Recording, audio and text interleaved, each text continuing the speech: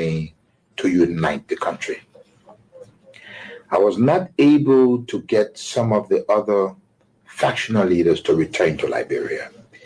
I was not able to get one or two of the political leaders to return. And I think they helped to provoke the situation. I was able to do a whole lot. Strangely, the LPC, these were all warring factions, and all of the other warring factions, I was able to bring them into government. In fact, most of the combatants that fought for the government during the war were the combatants of the warring factions that fought against me. So I accomplished bringing them together. I accomplished making sure that the issue of tribalism went away in Liberia. But I mean, to a great extent, I think most Liberians now, if you went to Liberia and took a poll, they would say Mr. Taylor did his best. Any other regrets?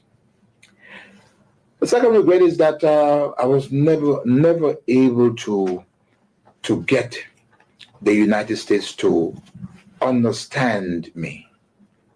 I was never able to get them to work with me, which is so essential for Liberia. No president of Liberia, no president can make it successfully unless he is online with Washington. Now, I'm not the type of guy that you can pick up a telephone and command. I don't take that. I didn't take that from Washington. Then, even if I were elected president, I would not take it. I'm not that kind. I'm not a coward.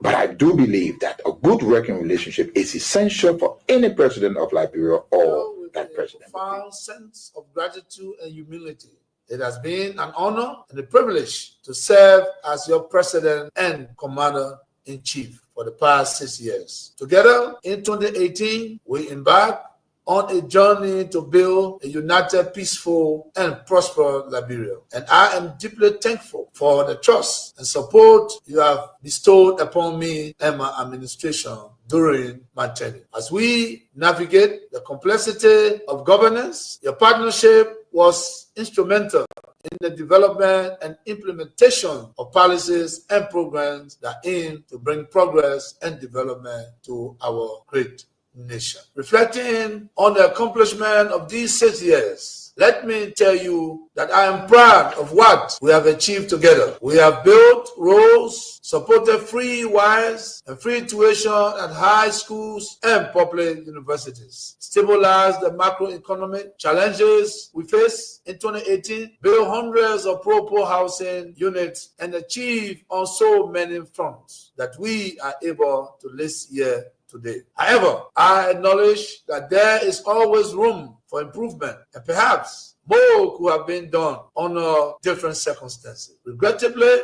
some of the long-term projects we initiated did not reach completion during my tenure. I am hopeful that the incoming administration will carry the torch forward and bring these initiatives to fruition for the benefit of all Liberians. Fellow compatriots, rumors, and misinformation have played a large part in our politics over the last 6 years. It is my hope we as a country will overcome this challenge over the next 6 years. To begin this, we must start with the facts of the transition. I must report to you that we are leaving behind a better economy than we inherited. Today, President-elect Joseph Nima Bouaka will inherit a stronger economy than I inherited. There is a bigger net international reserve position than was handed me in 2018. I inherited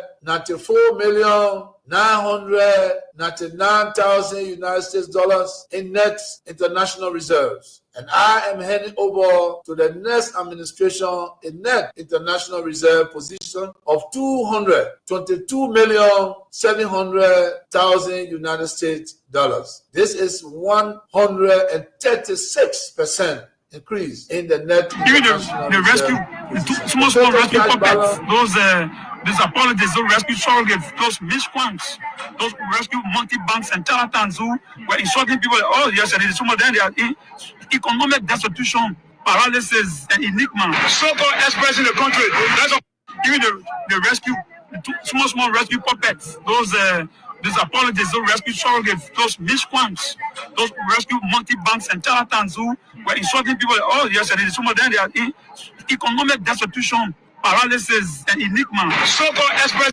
even the rescue, small rescue puppets, these apologists who rescue surrogates, those miscreants, those rescue monkey banks and charlatans who were insulting people. Oh, yes, and some of them, they are in economic destitution, paralysis, and enigma. So-called experts in the country, that's a contradiction. So I think the guys are just bunch of local, political, and professional tabula rasa and buccaneers.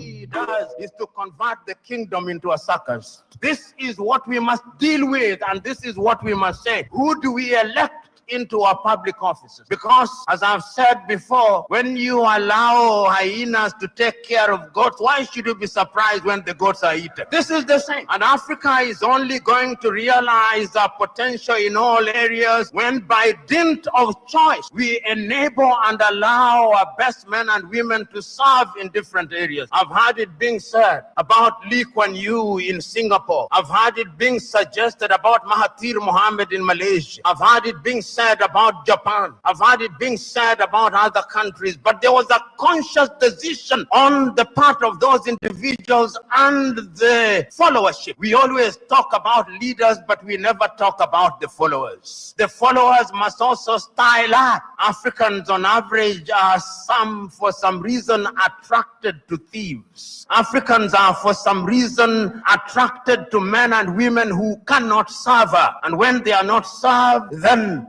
they complain. When Africans are told, choose you now whom we shall release, Jesus of Nazareth or Barabbas, they say, release Barabbas. And when Barabbas behaves like Barabbas, they say, why are you not behaving like Christ? It cannot be done. In May of 2001, signed a second of two executive orders, number 13213, Defense Exhibit D310, in which it was stated, and I quote, the government of Liberia's complicity in the RUF's illicit trade in diamonds and its other forms of support for the RUF are direct challenges to the United States foreign policy objectives in the region, as well as the rule-based international order that is critical to the peace and prosperity of the United States. Therefore, I find these actions by the government of Liberia contribute to the unusual and extraordinary threat to the foreign policy of the United States described in Executive Order 13194, with respect to which the President declared a national emergency. This executive order did not say the alleged complicity, it concluded the complicity. The conspiracy was born, all systems put into motion, and here I stand today. I never stood a chance. This is the broader contextual matrix that regrettably did not and still has not seen the light of day in these proceedings, despite the gallant efforts by the defense to unearth and reveal the contextual framework behind the charges against me. Now, with the two executive orders, the dogs were let out, so to speak. What followed was a dispatch of the attack pack led by Lieutenant Colonel David Crane, Defense Intelligence 30 years prosecutor. He, Crane, unlawfully unsealed the court's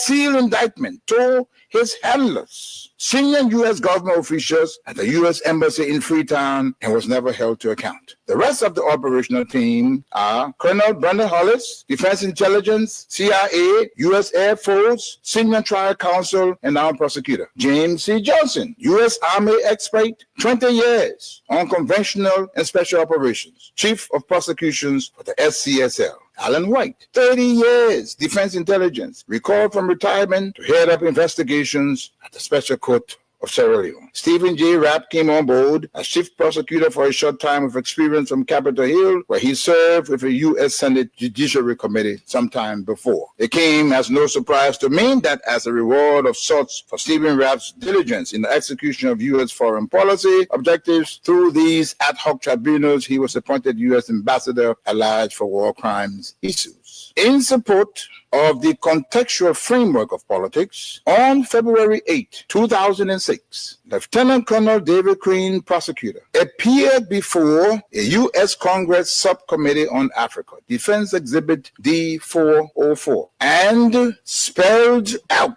in clear terms the decision taken in support of regime change in Liberia and what needed to happen to solidify that process. There was little mention, if any, in his testimony about Sierra Leone. And here is what he said. I posit that 5 years from now, when the international community is challenged by other crises, Taylor in Calabar, under the protection of Nigeria, will make his move. We will wake up one morning and watch on CNN as Taylor rides triumphantly down the main street in Monrovia to the executive mansion, daring all of us to come and get him. Unless he is handed over to the special court for Sierra Leone, this scenario is not out of the realm of possibilities. He then asked, how do we assure Liberia's future? And he answers that. Ultimately, he says, what we do about Taylor in the next several weeks will determine the fate of Liberia and the new administration of its president, Ellen Johnson Sirleaf.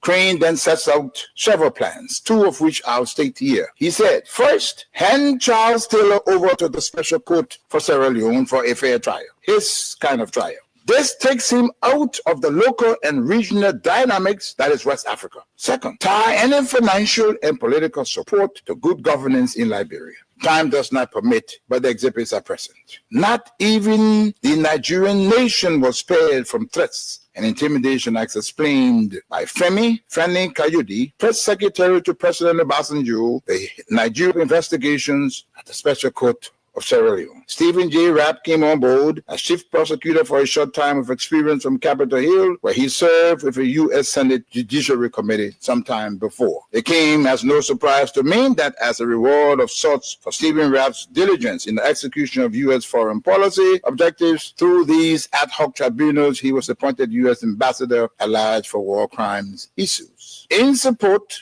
of the contextual framework of politics, on February 8, 2006, Lieutenant Colonel David Crane came out of the local and regional dynamics that is West Africa. Second, tie any financial and political support to good governance in Liberia. Time does not permit, but the exhibits are present.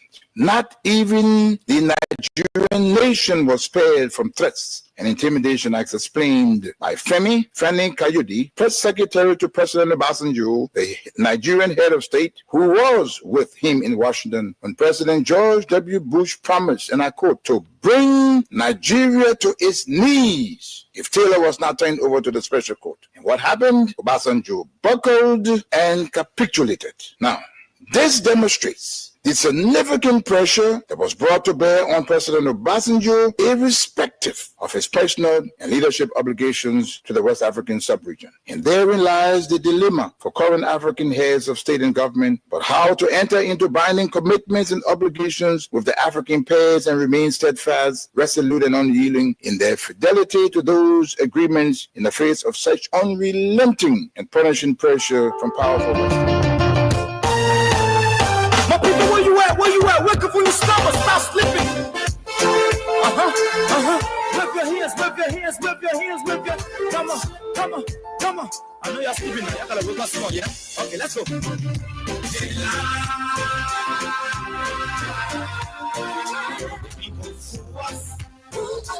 people last us. The government betray us.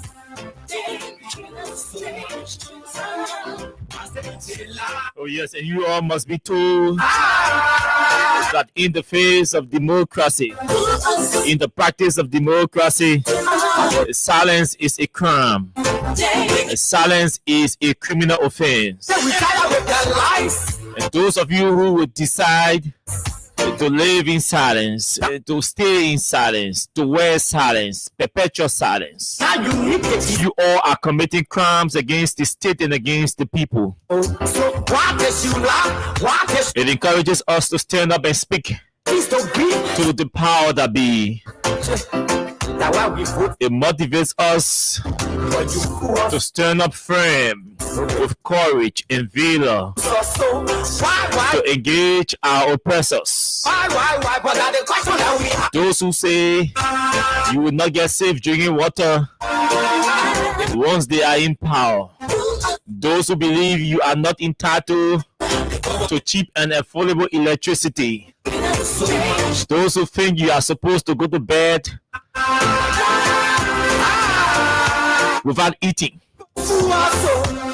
Those who think quality education is not good for you and your kids. Those who think healthcare delivery is sound and good healthcare delivery should not be given to your children. And those who think pregnant women are supposed to go to hospital and be charged exorbitant amounts before they can seek medication.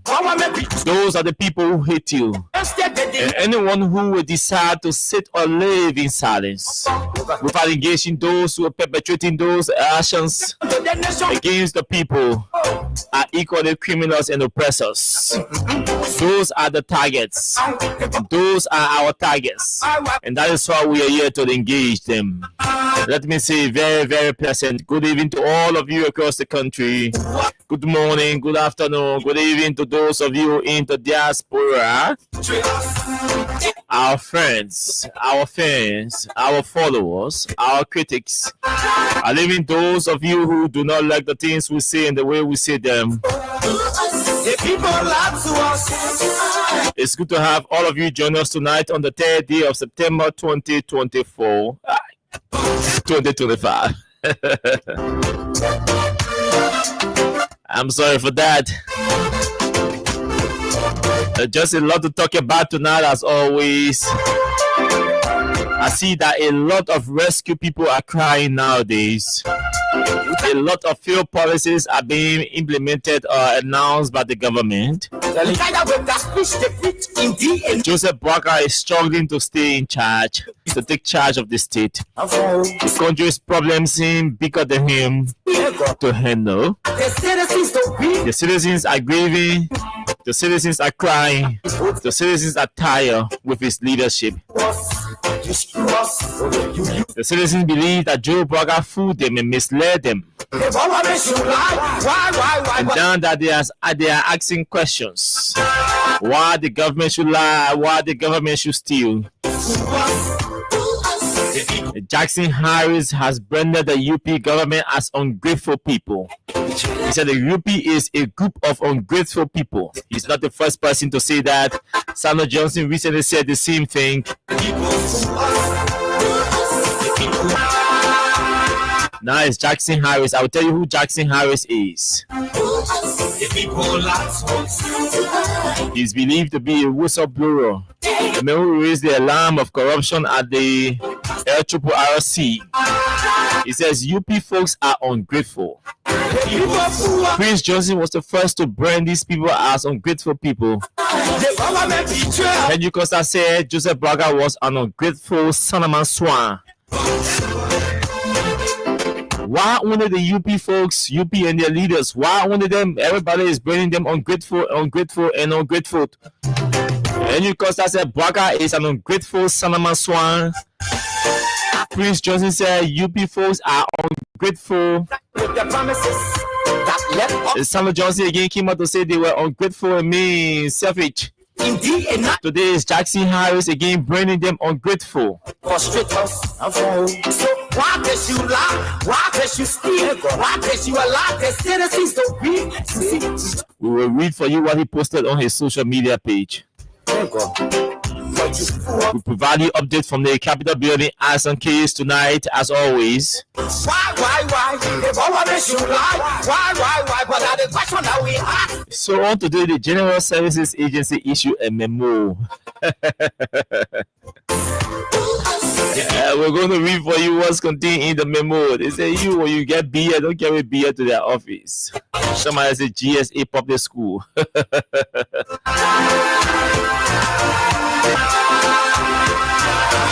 The guys are losing grips. So the government has announced a reduction in the price of rice.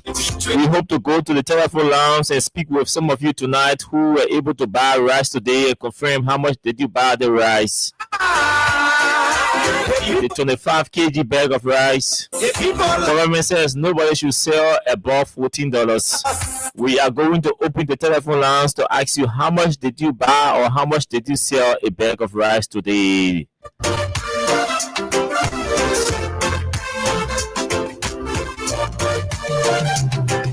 And just after that, we move into other issues.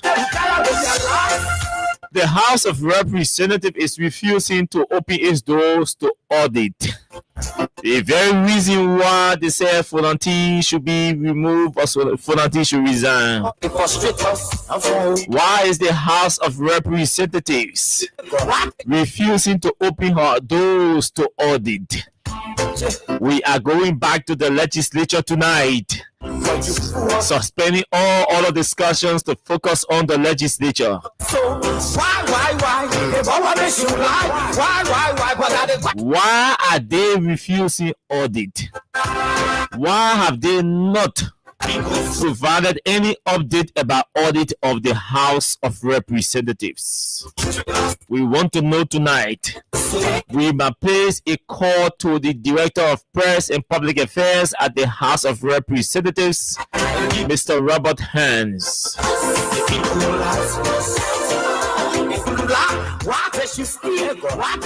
to set the pace or set the basis for our conversation tonight. Just after that interview with Mr. Hans, we move straight into our discussion. This show is proudly sponsored by Crumb Stepper Liberia, and we are in partnership with radio, with We Liberia. We Liberia is our financial partner. Tonight is Wisi Wasa. We are wasting it. You just spend $50 Liberian tonight to play our cash program and win for yourself $5,000. We take a break from our sponsor and our partner. When we come back, we talk cash and welcome all of you who are joining us tonight. *255*1# is the short code to play our cash tonight. Let's take a break from our sponsor and our partner. Win big today with Win Liberia on Freedom FM. Yes, for just $100 Liberian dollars or 50 cents United States dollars, you can win from 4,000 Liberian dollars up to 10,000 Liberian dollars. And for $200 Liberian dollars or $1 United States dollar on Japa days, you can win from 15,000 Liberian dollars, 50,000 Liberian dollars, 100,000 Liberian dollars, and up to 1 million Liberian dollars. For these amazing prizes, dial *255*1#. Again, dial *255*1#. The more you play, the better your chances. It's Win Liberia Cash Giveaway on Freedom FM.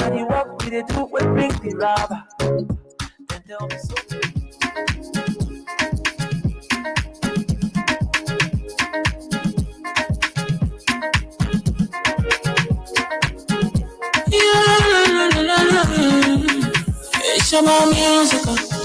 There are crimes in many places, in every community, you can see. So if you see crime, report it. Don't tell law in your hands for the right authority. That it can't take your love in. Crime stop right here for us. We need shelter to your door. Whether you rich or you poor. If you see you must talk it. I mean you check. You work for your safety. If you see don't keep it. You must call to report it.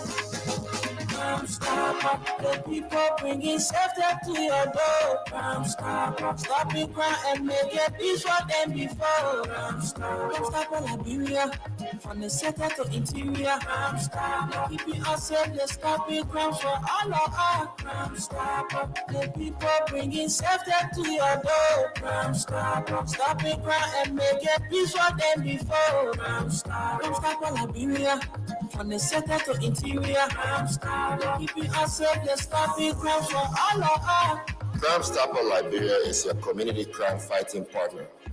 Don't take the law into your own hands. Remember, if you see a crime, report it. This is a message from your own self, Old Man Sam Sion. Crime Stopper, the people bringing safety to your door. Crime Stopper, stopping crime and make it peace for them before. Crime Stopper, Liberia, from the center to interior. Crime Stopper, keeping us safe, let's stop it, crime for all of us. Crime Stopper, the people bringing safety to your door. Crime Stopper, stopping crime and make it peace for them before. Crime Stopper, Liberia, from the center to interior. Crime Stopper, keeping us safe, let's stop it, crime for all of us.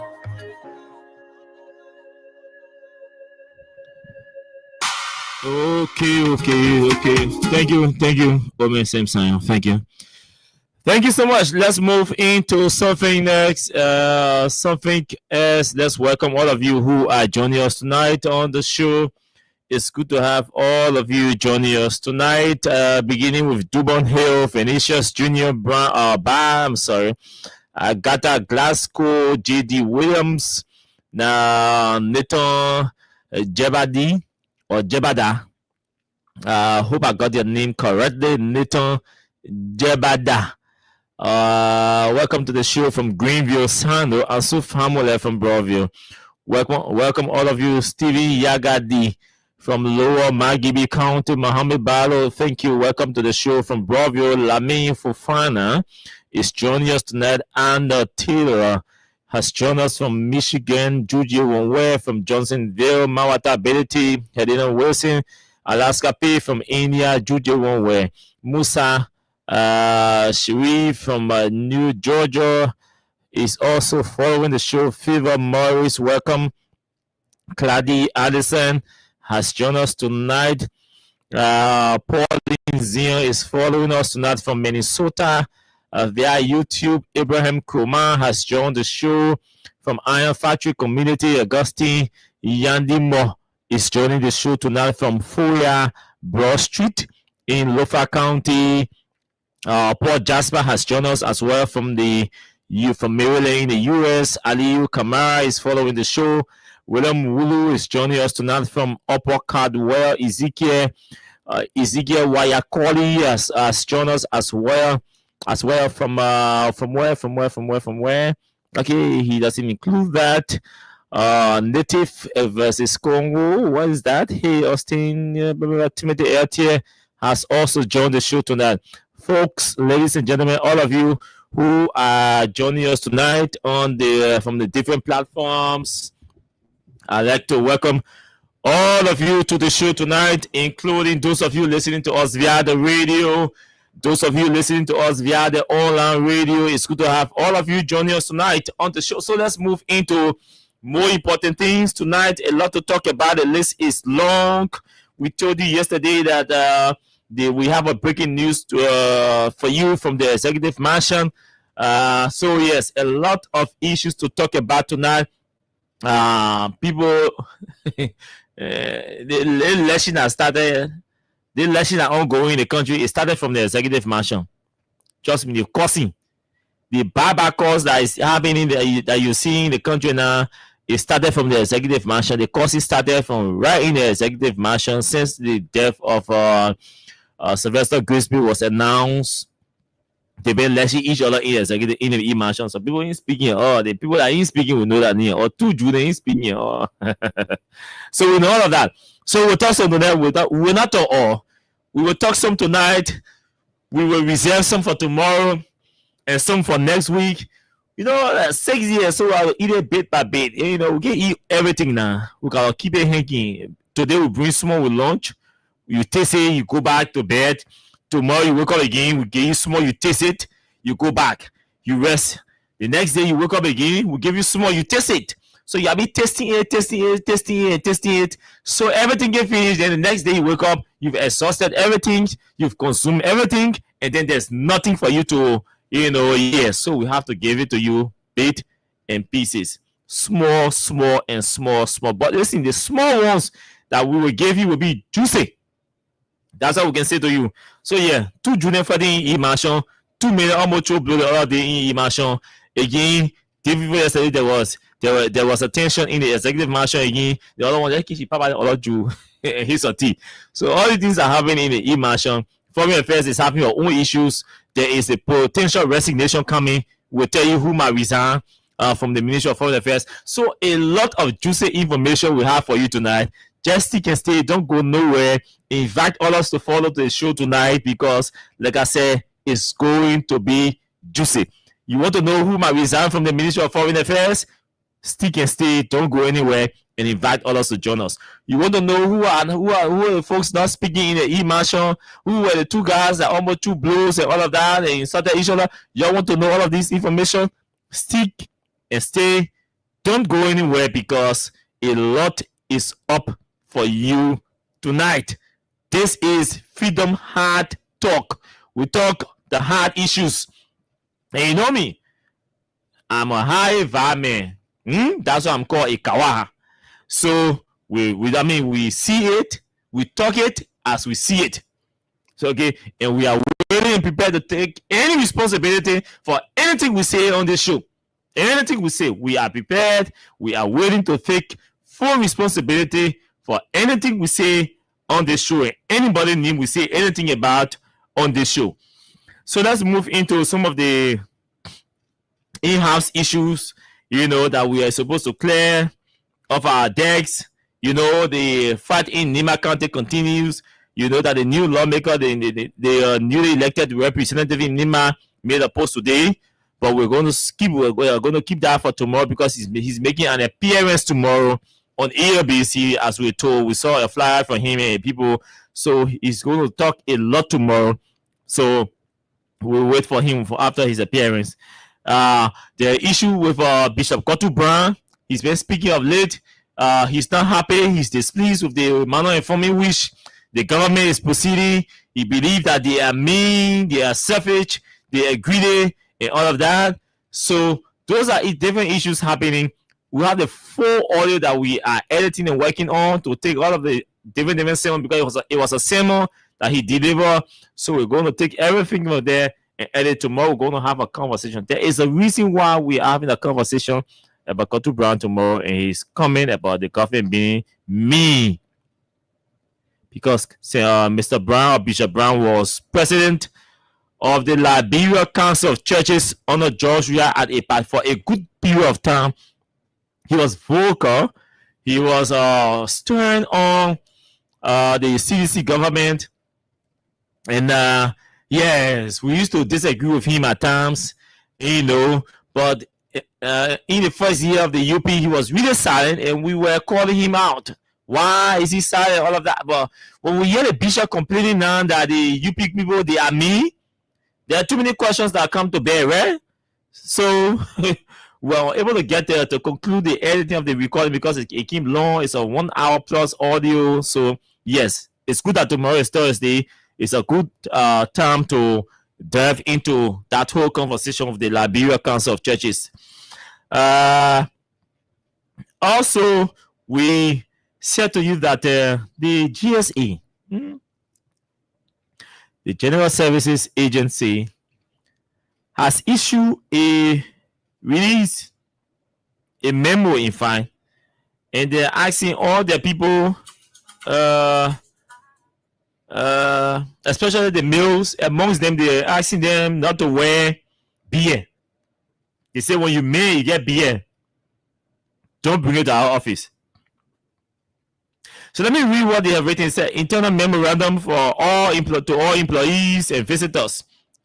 From Burma A. Sodin, Director, Human Resource, to Honorable Johnson P. Sloan, Director, Deputy Director General for Administration. Subject, forbidding dress code. Date, September 2, 2025. Dear all, please observe the below forbidding dress codes on the GSA compound. The security staff are strictly instructed to enforce this regulation for all employees and visitors entering the compound. This means even if your boyfriend or your husband goes or wants to go to GSA to eat because they have a cafeteria there, they say you must go and call a beer first. They say the lawyer, they rule for you. It's for you too. So what do they say? They say, oh, please observe. Number one, shower slipper, men and women. They say, don't wear your shower slipper. You go to GSA compound. You are not allowed to enter. Number two, sleeveless blouse. They say it's not allowed to enter. They can call it spaghetti blouse. You know, spaghetti tanning. All those tanning blouse. They say, yeah, not allowed to enter. Short skirt above the knees, not allowed to enter GSA. Short dress above the knees, not allowed to enter. The other head is happy. Muscle arm shirt, not allowed to enter. Track suit, men and women. You wear a track suit, you can't enter. You can't enter GSA. Track suit. Don't wear a track suit and say you're going to enter GSA. No, it's not allowed. There's a tight cut around jeans trousers for men and women, not allowed to enter. Tight jeans trousers, men and women, not allowed to enter. You other women, when you don't wear jeans trousers, it should be free. You know the boyfriend jeans can be free. Yeah, babe. But when holding you tight, it's showing all your shape and everything. The people say no. The men down there, they let woman business. So they didn't wear to go call the people hard down there. So you don't wear tight jeans trousers to go there. It's not allowed. They say bushy beard and bushy hairs for men. But you see how my beard looking? My own can enter. But yeah, Oliver Khan is not allowed to enter GSA films. You all know Oliver Khan, right? Some of you have seen his picture, right? Oliver Khan is not allowed to enter GSA. They say bushy beard, bushy hair. You guys are not allowed to enter GSA with bushy beard and bushy hair. So Oliver, like a bushy beard, you get they did a call for media executive meeting in GSA. It means you can't attend or you have to cut your beard because bushy beard can't enter. They say artificially groomed dreaded hairs by men. You see that I say you won't grow dread. You're not allowed to enter. All the musicians that are wearing dread and thing, you're not allowed to enter down there. That means that GSA, all your musicians are wearing your dread and thing, you're not allowed to enter. Okay? This is the new policy. I want to read some comments under this post. It's interesting. It's important to see how Liberians are reacting to this policy. Moba K. Yogba Jr., a government official, he said, this here not going umpa. I will stay outside and transact business because he got hair. He's growing hair, bushy hair. So he's not allowed to enter. Mikosa, Miki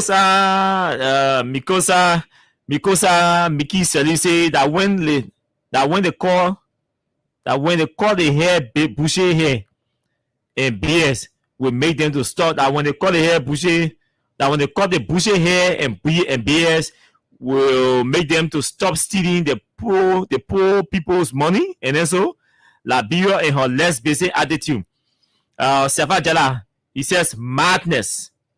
This should instead be a warning in general meeting, not internal memo.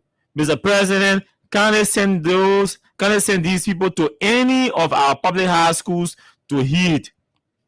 I'm sure some of them are still thinking about the high school they were supervising. She said, funny.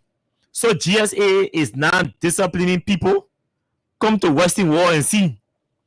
You are violating people's rights. Western Wall believes in productivity, but come Liberia. Duke said, let them sew uniform. Let them sew uniform for everyone. Mama Bear first son pastor will say, well, this is serious nonsense. A man's outlook is not a determining factor to his performance. This is invasion of personal space. Same Diago Tokpa said that really high school, maybe they can just ask all men to have the same style or the same style of haircut in order to show the degree of professionalism they intend to have. Nonsense. HR turned Dean of Students, Ruben George. HR turned Dean of Students. Where is the law? Local level. Be there fan. These guys are less busy. Emmanuel Talu completed R3. Last done. But you're just supposed to hire one tailor to sew working uniform and one barber to cut employees them hair since the high school. Ralph Turbert says, law of law. In my view, the GSA's ban on bushy hair and beards completely misses the point of what professionalism really means. A person's ability to deliver on the job has nothing to do with whether they wear a beard or keep their hair natural.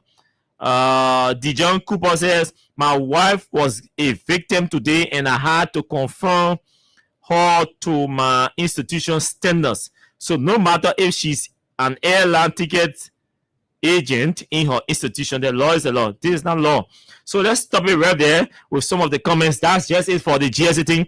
Let's move on to something else. We told you we have a lot to talk about in-house. So B Mountain has moved into Riverses.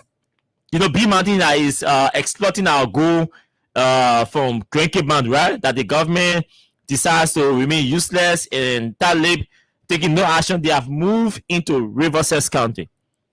And on today, a Liberian journalist wrote, Aaron Gize wrote, he said, B Mountain Money Global Money Logistics has crossed over to one bank of the Cestus River, the Yanin district, on the other side of Kplo. Their entry into Kplo, particularly Zialu clan, has been greeted by anger and dissatisfaction from citizens as they accuse the company of causing damages on their rice farms. The company is presently doing soil sampling across Zialutan, Kakukon, Jonathan, and Seitan. Three farms have been said to have been affected. As seen in the attached video, geologists of the company dug holes among rice in the farms just to collect their soil samples. More photos and videos are coming up soon and all of that. So River says people who don't know it's coming small with B Mountain. We thought to provide all of you that update and all of that. Let's move on to today. We want to hear some of these people beating on Baka. The very people who supported Joe Baka. It's good that we hear them beating on Baka himself. So today I sat down and said, I want to play at least Princess Alexa Vanya Cody, the pre-birthday woman. What you say? Welcome to the show. So we she said I should buy her shoes. Vanya Cody said I should buy her one shoes. I was scared. I said, your own shoe there, your own full wears can be 200, 300, 800, 550. Let me buy you shoe. If your shoe is 40 below, I can buy you shoe for your gift. She said, yeah, my shoe is 40 below. I said, let me see the shoe. She showed me the shoe. I saw the shoe. I said, okay, I believe it that it's 40. So I said, I will buy her. So Vanya said I should buy her shoe. To all of you, should I buy the shoe for a birthday or I should forget it for somebody to buy it? And so yes, so that's it. So let's move on to something else. Now we are about to open the telephone lines for all of you to talk about this rice issue because we have a document. The Chinese, we have a document from the Chinese. We're able to obtain a document from the Chinese. The Chinese are sending rice to Liberia. Free rice. We have all documents, including invoice and everything. We have the document right before us. The Chinese. They say, oh, we're sending you free rice. Liberia that all Joe Biden want, free things. So this is what this guy wrote, this Daniel Harris guy. Daniel Harris. Let's listen to him.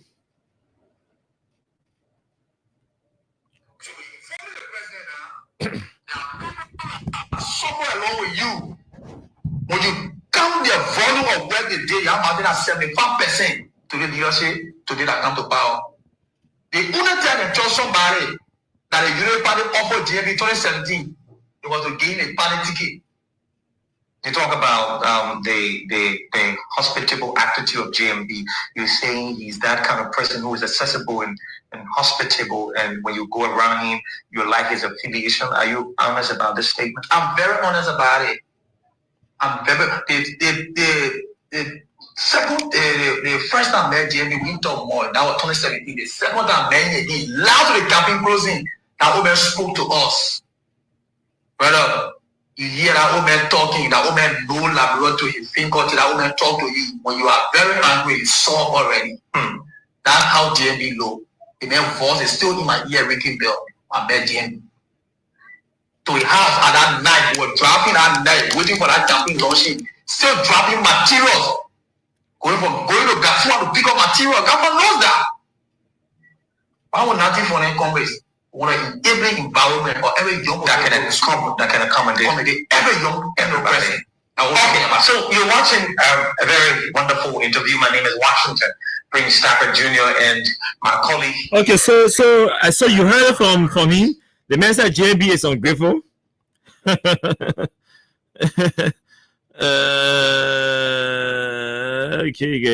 Okay, no problem. So you heard it from him. The man said JB is ungrateful. You heard it from Costa. He said JB is an ungrateful Solomon Swan. You heard it from Prince Johnson. He said JB blocked his number. He's ungrateful. He's wicked. After the election, he blocked his number and changed his number and refused to pick his score and all of that. You heard it from Samuel Johnson. He said Joe Barker and UP people, they are ungrateful. And now you're hearing it from their own United Party brother. That means Daniel Harris Jackson said they are ungrateful. UP folks. So today we received a video from the police, from the Ministry of Internal Affairs, where Unity Party talks. Yeah, young people are gone to the Ministry of Internal Affairs and vandalized the Ministry of Internal Affairs. They were protesting against the induction ceremony of the new deputy director general for administration at the national, the National Identification Registry. The president appointed somebody and the man said, no, you can't go there. So they went there, vandalized the place and all of that.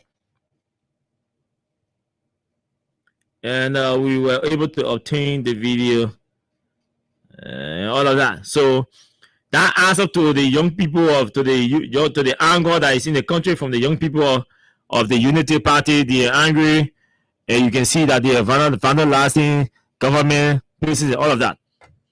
Updates on the Fatu Sheriff, welcome. Yes, the woman said the woman asked me for a gift. Poor Jasper, she asked me for a gift and she told me the gift that she wants. She said she wants shoe. So having someone, welcome.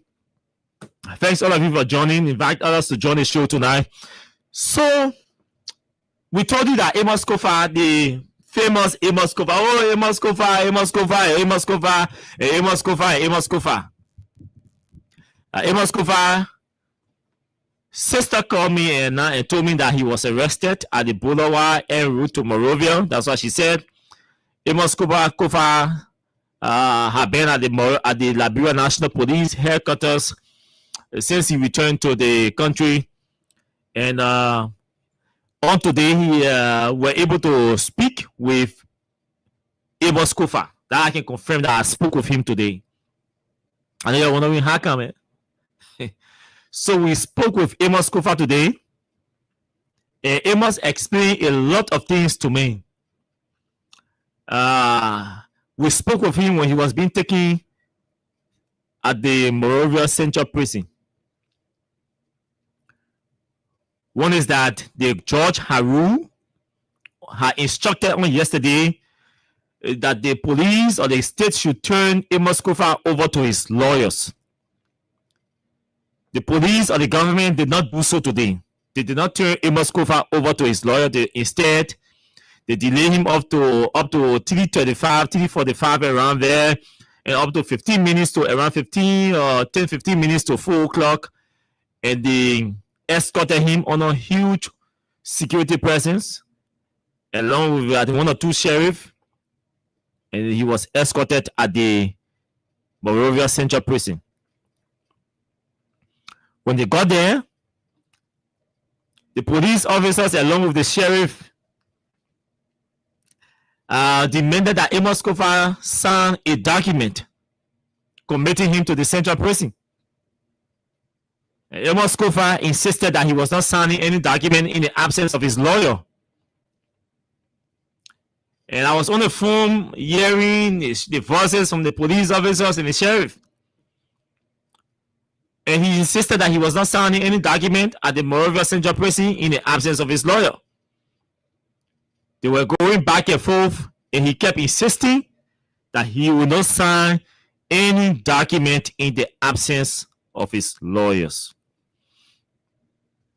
You see, I say this to you, and I repeat, because I have always said that Liberia will have an illiterate governance system. And the reason for that is that all of our officials, or most of our officials, especially the presidential appointees, are a group of illiterate people. To the extent that a court, the judge will order the man be turned over to his lawyers. And the police will take him and send him to court, to Monrovia Central Prison.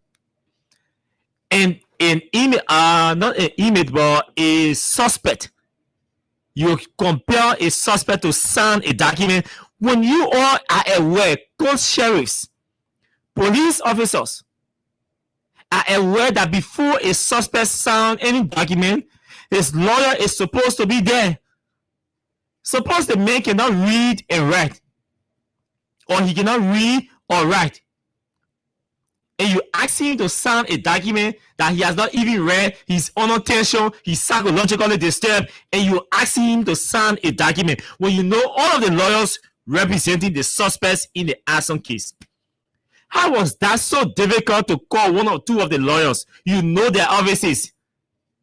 You drove the workings right office by 7:15 in the night to deliver evidence, and you couldn't take a telephone to call a lawyer to sign for the suspect, to sign for their client, and from the police headquarters straight to South Beach. Amen, Liberian officials. Our law enforcement officers. This one is politics too.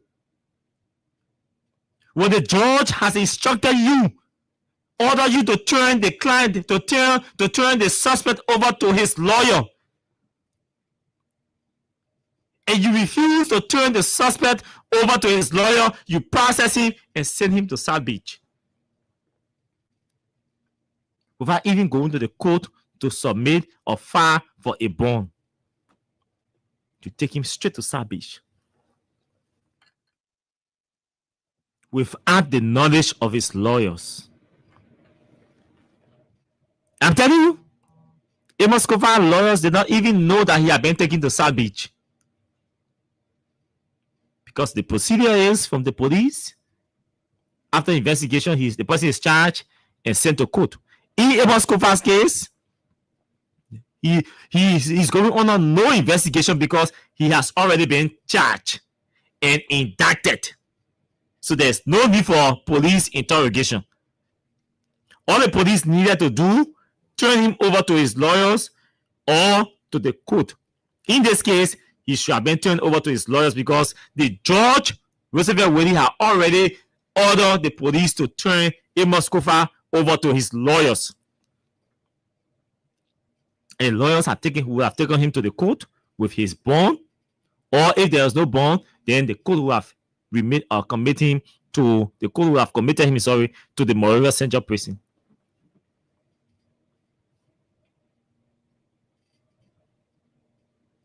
And we ignore all of these things. Police officers who are supposed to be law enforcement officers, who are supposed to ensure that the laws are enforced, who are supposed to ensure that Liberians, citizens, they abide by our laws, are the ones consistently violating all of our legal procedures, all of our criminal procedures, all of our laws in this capital building arson case. The police. He said his phones were seized in Unit 105 office. And he called the officer who is having his phone. Let me get the officer name. One David something. I told you we're on top of the information, right? He said his phone was seized by the police. That's why you see why the lawyers should have gone there. Because the lawyers who signed for the man along with all of his particulars. You can illegally siege a suspect's phone. The man has been indicted. The police has nothing to do with his phones, with his gadgets. And you siege the man's phones. You commit him to the Morelia Central Prison and kept his phones at Unit 105 office. What do you want to do with his phone? The phone is not no longer for you. The phones are his private properties. He's entitled to them. When he cannot go with the phones, he turns the phones over to his lawyers. So the lawyer will go and sign for him with all of his particular, all the items that you took for him upon his arrest. This thing is so easy and civilized. Why are we being so illiterate as government officials? So the police officer, he said in 105 office, his name is Peter Ogbe. Peter Ogbe. He said Peter Ogbe has my phone. And he was taking the South Beach. It was good that he refused to sign that document. Who knows what kind of document he was being told to sign? So those of you in the police who know Peter Ogbe, I'm not too sure I'm getting the pronunciation of the name corrected because I was on a call. So but the name is Peter Ogbe. That's how I heard it. I'm sure the pronunciation is sounding familiar with those of you who are in the police. But I'm told that Peter Ogbe is in 105 office. I think 105 is the assistant commissioner for operations. He's next to the 102. Or it should be the head of CRD.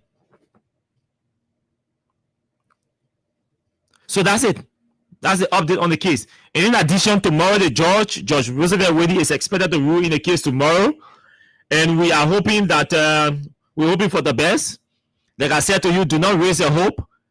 The judge is supposed to rule tomorrow. One of the evidence that the lawyers, the representative, Kofa and others argue were extracted illegally and outside legal practice. Whether the judge will rule to dismiss or trash those evidence. If the judge rule to trash or deny the evidence tomorrow, the case continues. If he rule against the motion to trash those evidence, then the defense lawyers will have an alternative to take an appeal to the Supreme Court. And if they take an appeal to the Supreme Court, that is going to take some time because the courts may be closing maybe in the next 3 or 4 weeks to resume for the October or something term of court or something like that. Okay, so the case might just linger in the Supreme Court until after their break. So that's it. That's the update. So we wait for the ruling tomorrow from Judge Roosevelt Wade. For me, my hopes are not high because I don't trust him anymore. He's one lawyer, one judge I really used to have huge confidence in.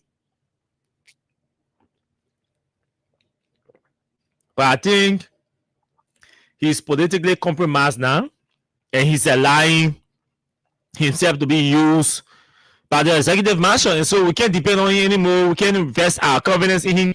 We can't vouch for him anymore. So let's wait and see tomorrow what's going to happen. Let's see what the ruling will be tomorrow. But for me, I can say to you that my hopes are low. I don't expect that Judge Woody will rule tomorrow in favor of the argument. The lawyers presented strong arguments. I can say that to you. To the extent that the state lawyers are lazy. They are lazy. But let's wait and see what Judge Roosevelt Wade ruling will be tomorrow. But don't expect anything positive like in favor of Dixon Sibo them. Yeah, the lawyer, I'm serious. The judge is compromised. He's in the pocket of Joe Barker. He works for Joe Barker. Joe Barker is peeping on him. Joe Barker is peeping on Judge Roosevelt Wade.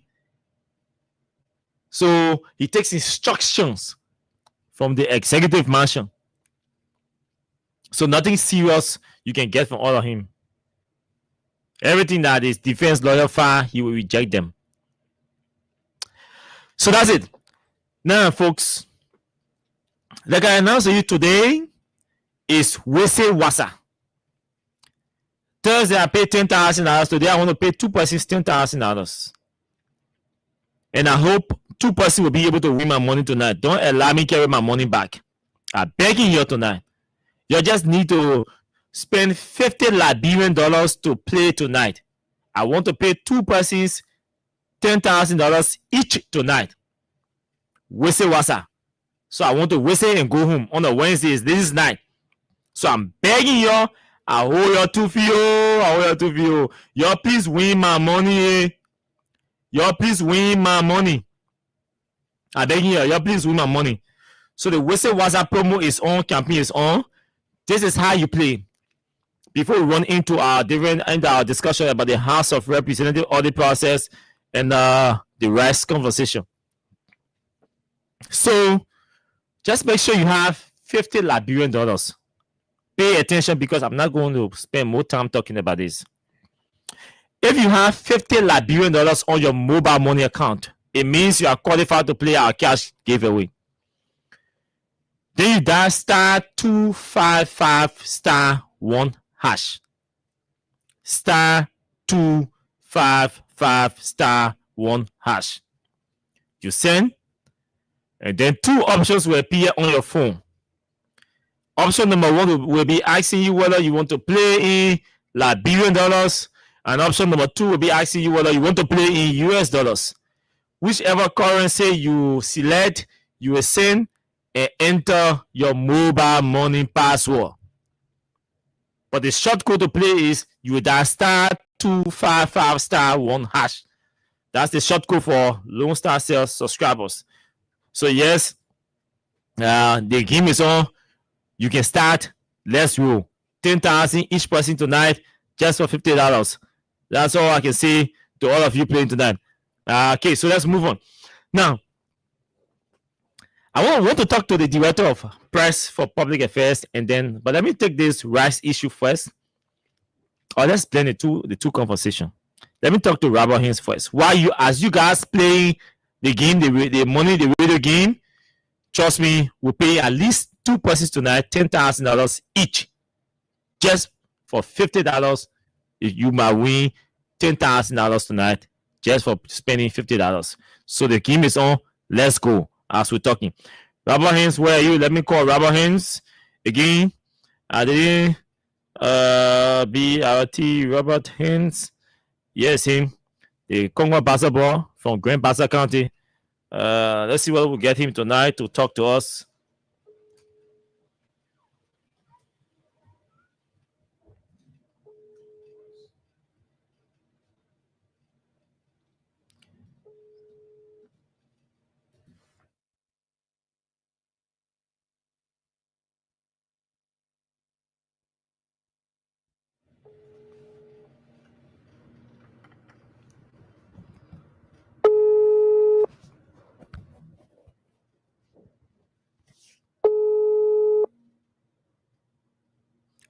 Okay, so okay, we can talk to we can talk to him. We can talk to him. We can talk to him. We can talk to him. We can do that. We can. Something is happening. I have to get up to something important, folks. Please bear with me. Let me take this break. I have to get out to something very important. Let's take this song "Indecision" by J Bobo. We'll come back. Don't go. We have enough information for you. Let's hear J. Let's take this break.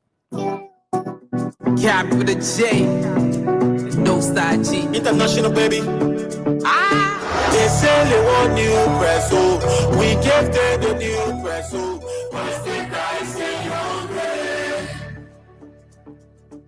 they say they want new press, so we gave them the new press, so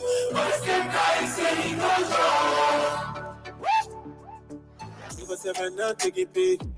They stepping your house every day. We not talk every day, but stay. You want to killing us every day. Like who come and save us now? Like who come and save us now? Corruption killing us every day. Making everybody face the front.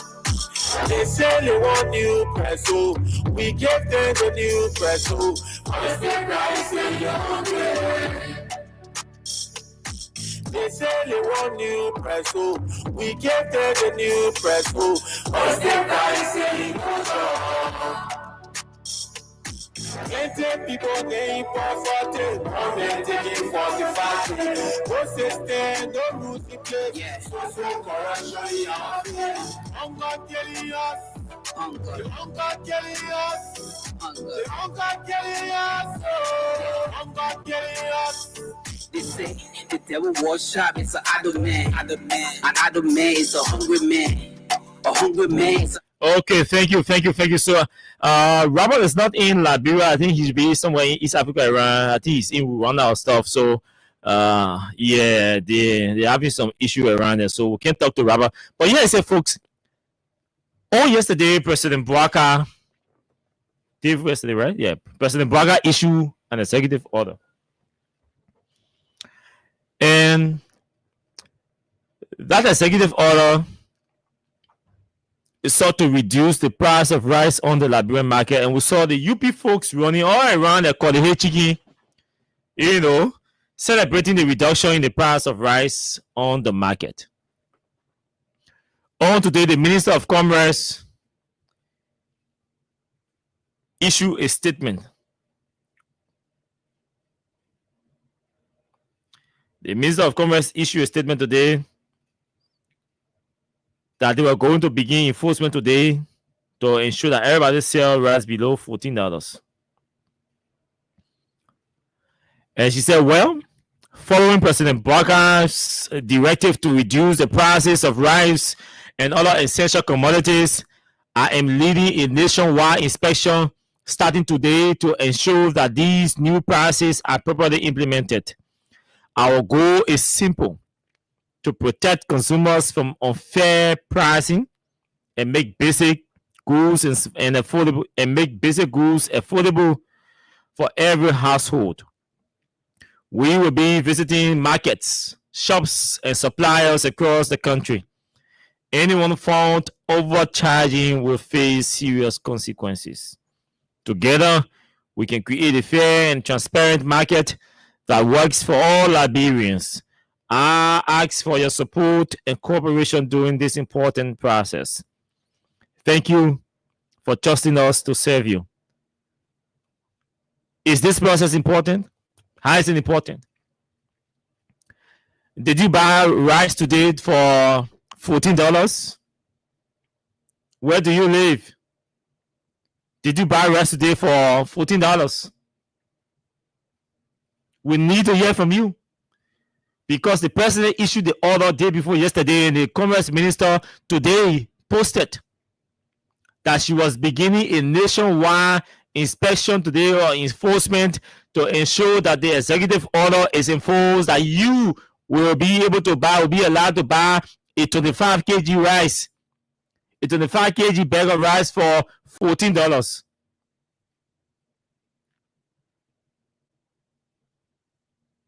Did you buy rice for $14 today? That's the question I'm asking you.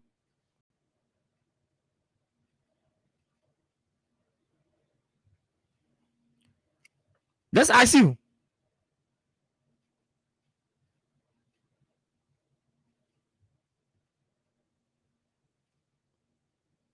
I mean, I'm asking you. So let's open the line and talk.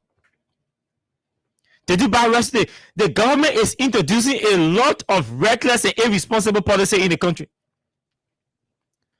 Policies that cannot be implemented.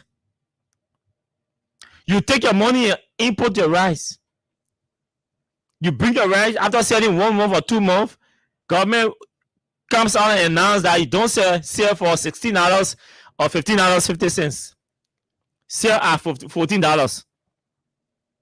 As if to say that their grandma or grandpa went and gave you money to buy a rice in China or buy a rice in India to come to Liberia and sell it.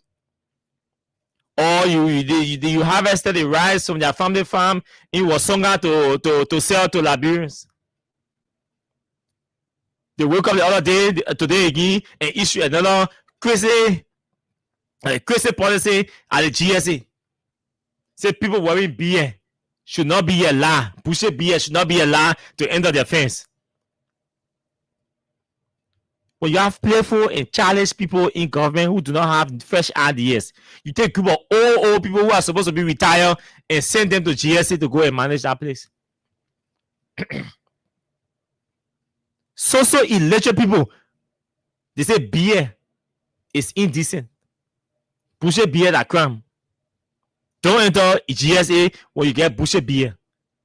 When you are hungry, you take your wife to go eat, and she's working at a hotel or on at an airline or what have you. They say she shouldn't enter because her skirt is below her knee. That's what they're saying to you. And I'm hearing that the Minister of Information has trashed it. I'm hearing that the Minister of Information has said if the policy is true, then we should disregard that policy. He has agreed with us that we should disregard that policy. We should trash that policy. Because just because of that, I'm going to GSA tomorrow to eat for lunch. And I'm taking people there. So many are carrying with me. So many here will be breeder. So many here will be boucher. So many will be boucher beer. I carry all of them for lunch tomorrow to GSA. Let's see whether GSA people will stop them from entering. What kind of nonsense is that?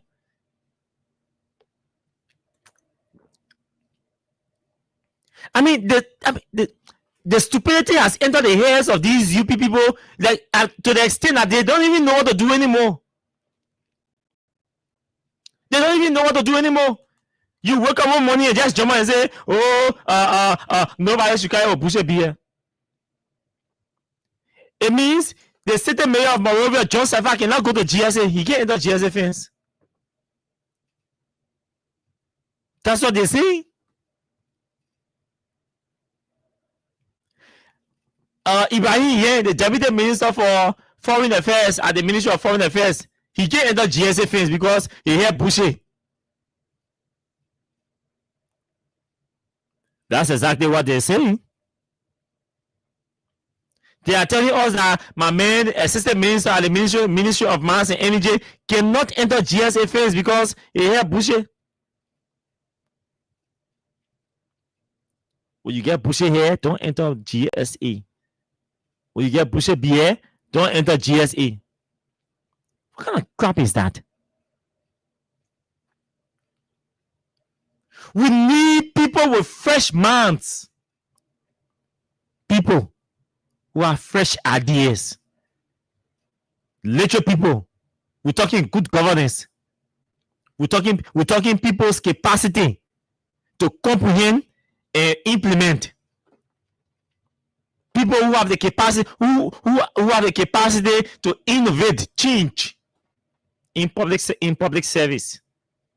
And you take old folks, people from Lofa, set them down there and telling you, well, talking about boucher beer that GSA public school,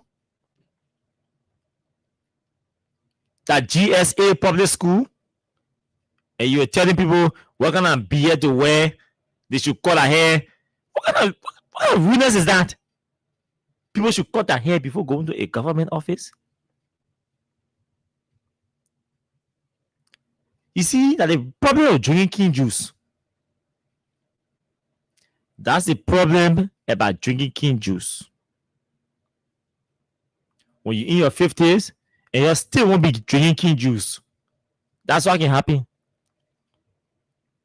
You take Galagba Kotiman, who already finished passing 60, they still drinking king juice excessively. You put them over GSA to manage a government office.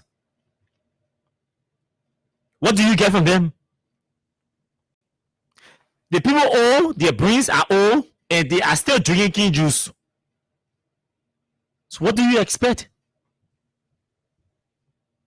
You expect that they will make sound decision, that they will innovate change at GSA, that they will that they will develop realistic policies and programs that will innovate change at GSA? No. The government may hardly even go to work and sit down in your office. No fresh ideas. Talking about nobody should wear bushy beard, bushy hair. Imagine people, they have parents cutting their hair today.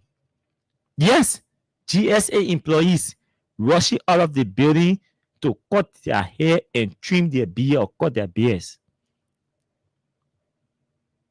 Some of the guys who rush to cut their beards, now they are extremely disappointed.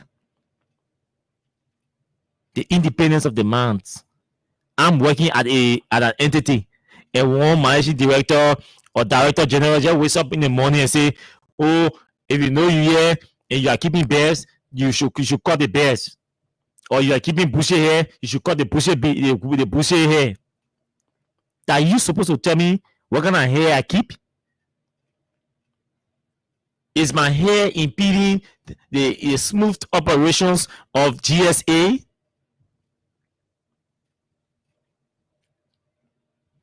These are policies that say to you, these guys are not serious.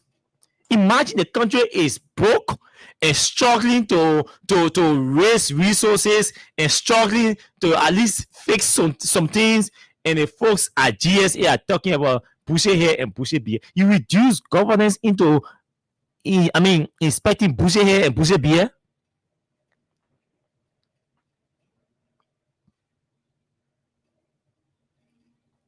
Let's face it. We're talking governance. Countries are building overhead passes. Countries are having conversation about expanding their already stable electricity and making them cheaper and affordable. Countries are having conversation of expanding their transport system, enhancing growth in the public transport system. Countries are having conversation about improving and upgrading the public fleet management policy. That's what GSA should be having conversation about upgrading our fleet management policy. She's here talking about bushy hair and bushy beards. Go look at GSA fleet management policy. It's archaic. It's prehistoric. Old age. Outdated. And they are not even sitting to have a conversation about how they can upgrade or update their fleet management policy to meet, general global standard. They are still struggling to manage just public vehicles, public assets. They should be having a conversation how they can track and they can develop a software that will track and keep record of all government public buildings, vehicles, state assets. And they're talking about bushy beard, and bushy hair. Imagine sitting here with your pa having, you see, your pa is Director General at GSA, and he's talking about the first major policy that he had issued at GSA after 1 year, 9 months, that bushy bear and bushy hair. What did GSA get to do with beard and hair?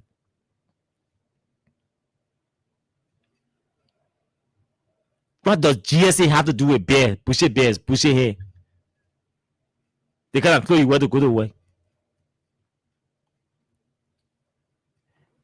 That one girl go dress naked and go to and goes, and that one girl say and go to work and see what I'm sitting behind my computer. I will not it will distract me. I will not do my work. Yes, the society has standards. People are not supposed to be naked. But somebody wear a skirt below their knees. How does that concern you? Somebody wears a coat suit with a backings on it, that skirt below their knee. How does that concern you? How does that concern you when somebody wear that jean trouser and their trouser holding them tight? Somebody wants to wear slim fit trouser. You say no, don't wear slim fit trouser. Wear big trouser. When a whole Galaba Kotiman experiencing fast erection in GSA.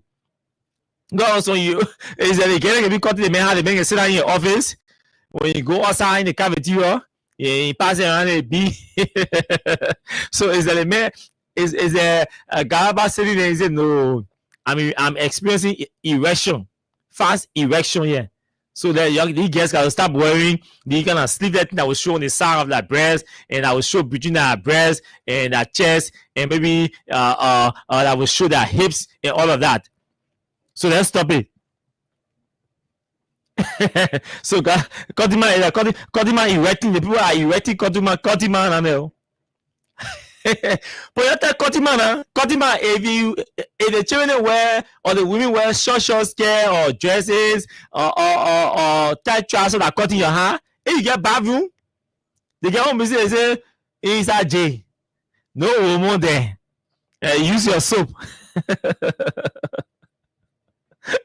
Use your soap, baby soap. You should play that song tomorrow. Where you from GSA?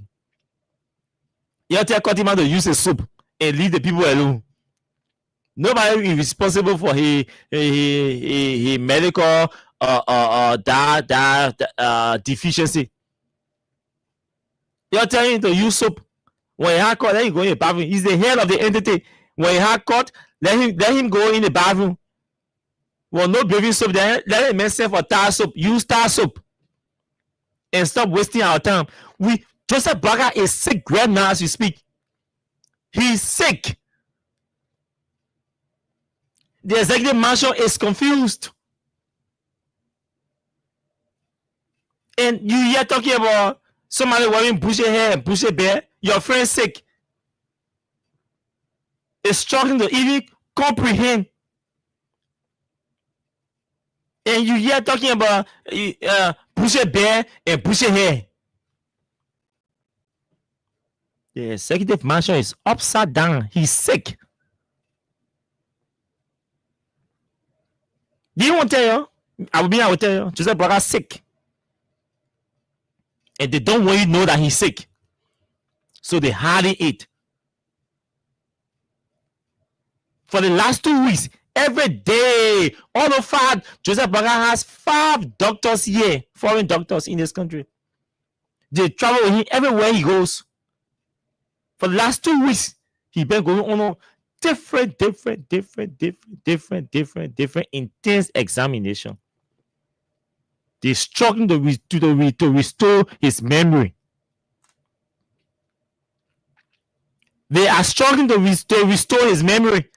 And Galaba Kotiman down there, sitting down there and talking about people wearing short skirt and short dress and tight trouser and all of that. My man, you tell Papi, you tell Kotiman when he be kick, let him use a soap and leave the people alone. There are serious people in GSC there to go down there to work, to do serious work. If you cannot lead a charge to develop decent policies that will innovate change at GSA, and you focusing on the what kind of trousers get the women and wear, that's not me being that I'm talking about. That's not me being. That mean get down with men being. the women in GSA can call the papi. When they go in the office, they call it high. You see some of the trousers they can wear. You know, they get the coat suits. Some of them are trousers. They enter the papi office. Papi can get distracted. Papi, I mean, go to the cavity and go sit down there and eat today. Enter. You know, somebody AMU get it, UB get it. Somebody can go down there to eat. Stella Marie's, you know. And then the elevator right there. Some of the people can go there for lunch too.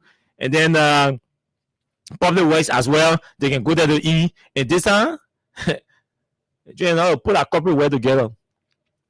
So when Kotiman enter now, he say, hey, babe, kakia can shoot in the air. Florence, how are you? The babe kakia can shoot. He said, no, you know what I mean? It's I won't see no woman wearing tight trousers in the yard. I won't see nobody wearing short skirt below their knees in the yard. I won't see nobody come here with sleeveless thing. And those not somebody who they university training and wear no brass here. They can't be shooting. Cut it with the my people happen we just strong. But the papa he won't play strong. He bring the thing, carry into policy, you want make it the papa. He get bare. He said, don't wear short skirt. What is short skirt got to do with GSA work? Kotiman got to know people wearing short skirt. It means he's been observing short skirt.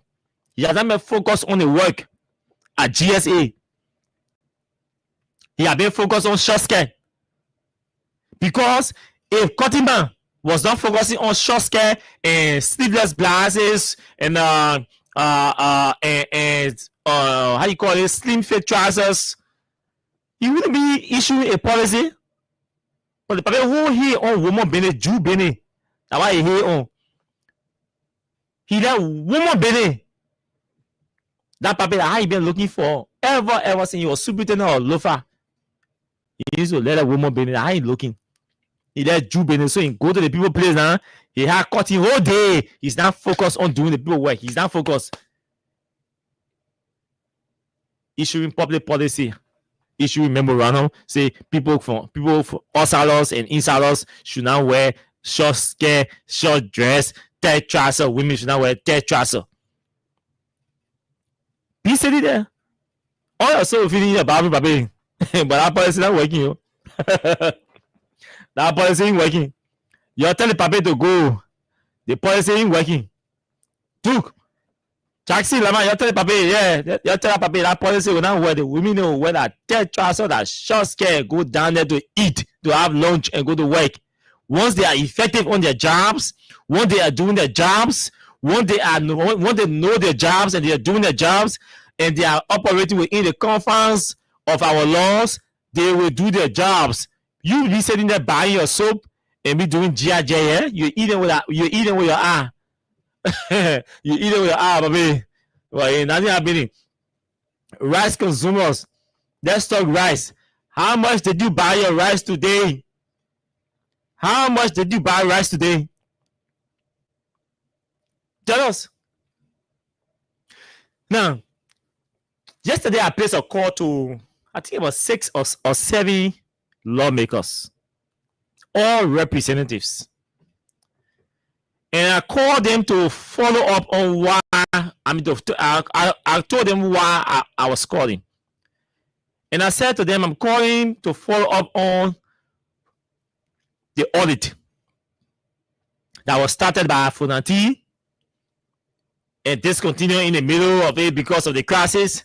And there were allegations that Funanti was undermining the audit and that he was not complying with the GSC people. Whenever they go there, officers will be lying and all of that. He was refusing to give them office in the Capitol building to conduct their audit. So I said, it's been since December. The audit started in October last year. And then the crisis started in November last year. We've gone 9 months plus. Yeah, 9 months. Because the second year. So we've got 8 months plus, 3 days. We can't hear anything about audit. Even the majority bloc was seated. We didn't hear anything about audit. The majority bloc is now the legitimate leadership in the House. We have not heard anything about audit. But they accuse Fonanti of undermining the audit in the House. They said GAC folks were being chased out of the Capitol building. Samuel Koga with electric more. They were the ones running around saying, oh, Fonanti is chasing GAC auditors. And the GAC folks were sitting there and saying nothing. The question is, where is the audit? That's the question. Y'all ask them, where is the audit? Are they auditing the House of Representatives as we speak? Are they auditing the House of Representatives as we speak? No, they have rejected every meeting with the GSC. They are suspending every meeting. They keep postponing meeting requests from the GSC on the possibility of continuing. Unquote, are you seeing the GSC own terms?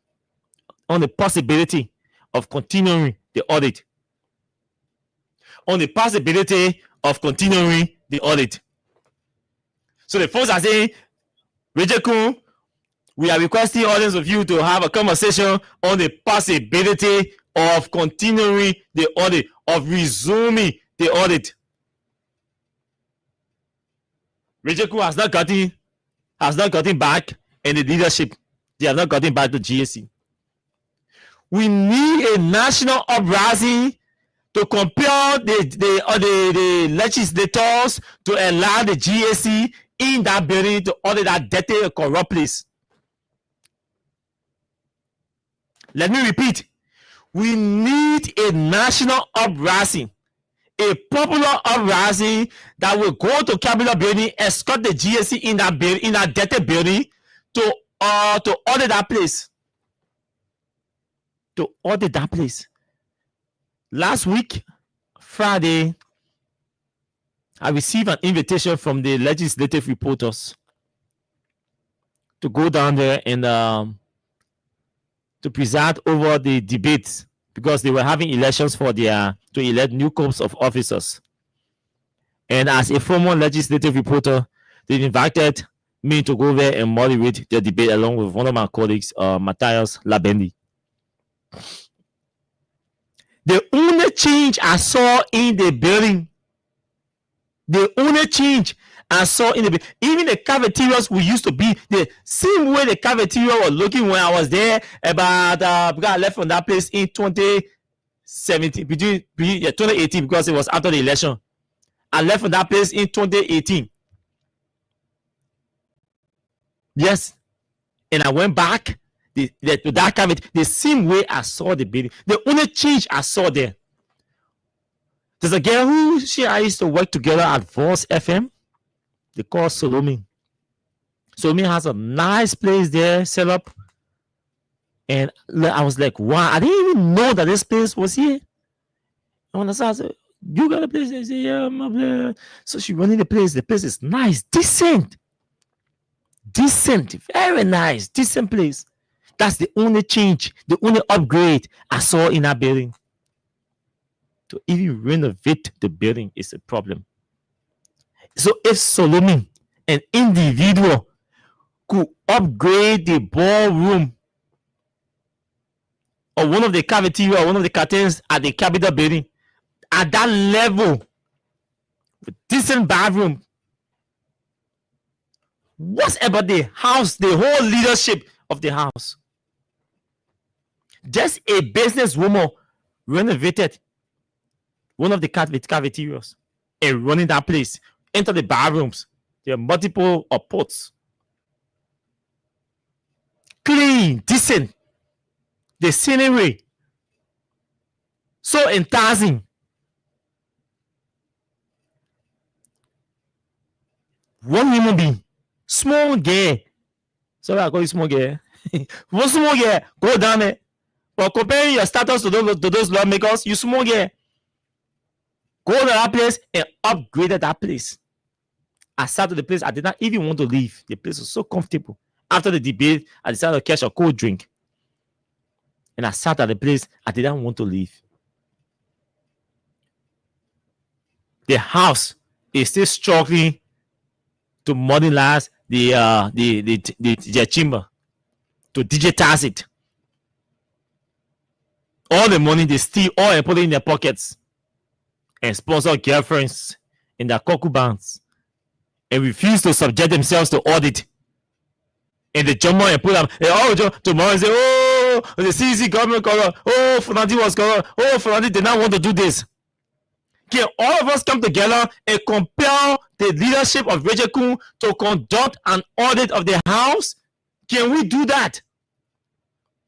This is not a UPT or a CDCT. This is a national call. This is a national endeavor to ensure that those buggers sitting in that place, stealing and corrupting the system, undermining and fingering our budget, digging inside our budget every day. They fingering and digging in our budget every day. We need to go in that place and audit the house to have the account. Father 10 left a finger with a BB, a big finger in juke in our budget. Jeremiah go on the other side, or Pimbo on the other side, did that finger then juke in our budget. So whole day they won't recast, it's just juking their fingers in our budget. Whole day. That's how whole day they won't recast. Compelling the executive to recast. They will get, or they will juke in the budget, take what they want to take. When it comes to the executive starts struggling to implement projects because she herself is useless and corrupt too. So they all conspire, and then they start running behind the folks again. But you bring the budget back. Let's recast. You bring it back. Let's recast. This is a complete joke. And I'll conclude by telling you, if you are a Liberian in Liberia or outside Liberia and thinking that any good thing is going to come out of this government, you're wasting your time. The Zogos in the street are better than the government officials we have in power. Our officials are worse than the Zogos we see in the street, roaming the streets.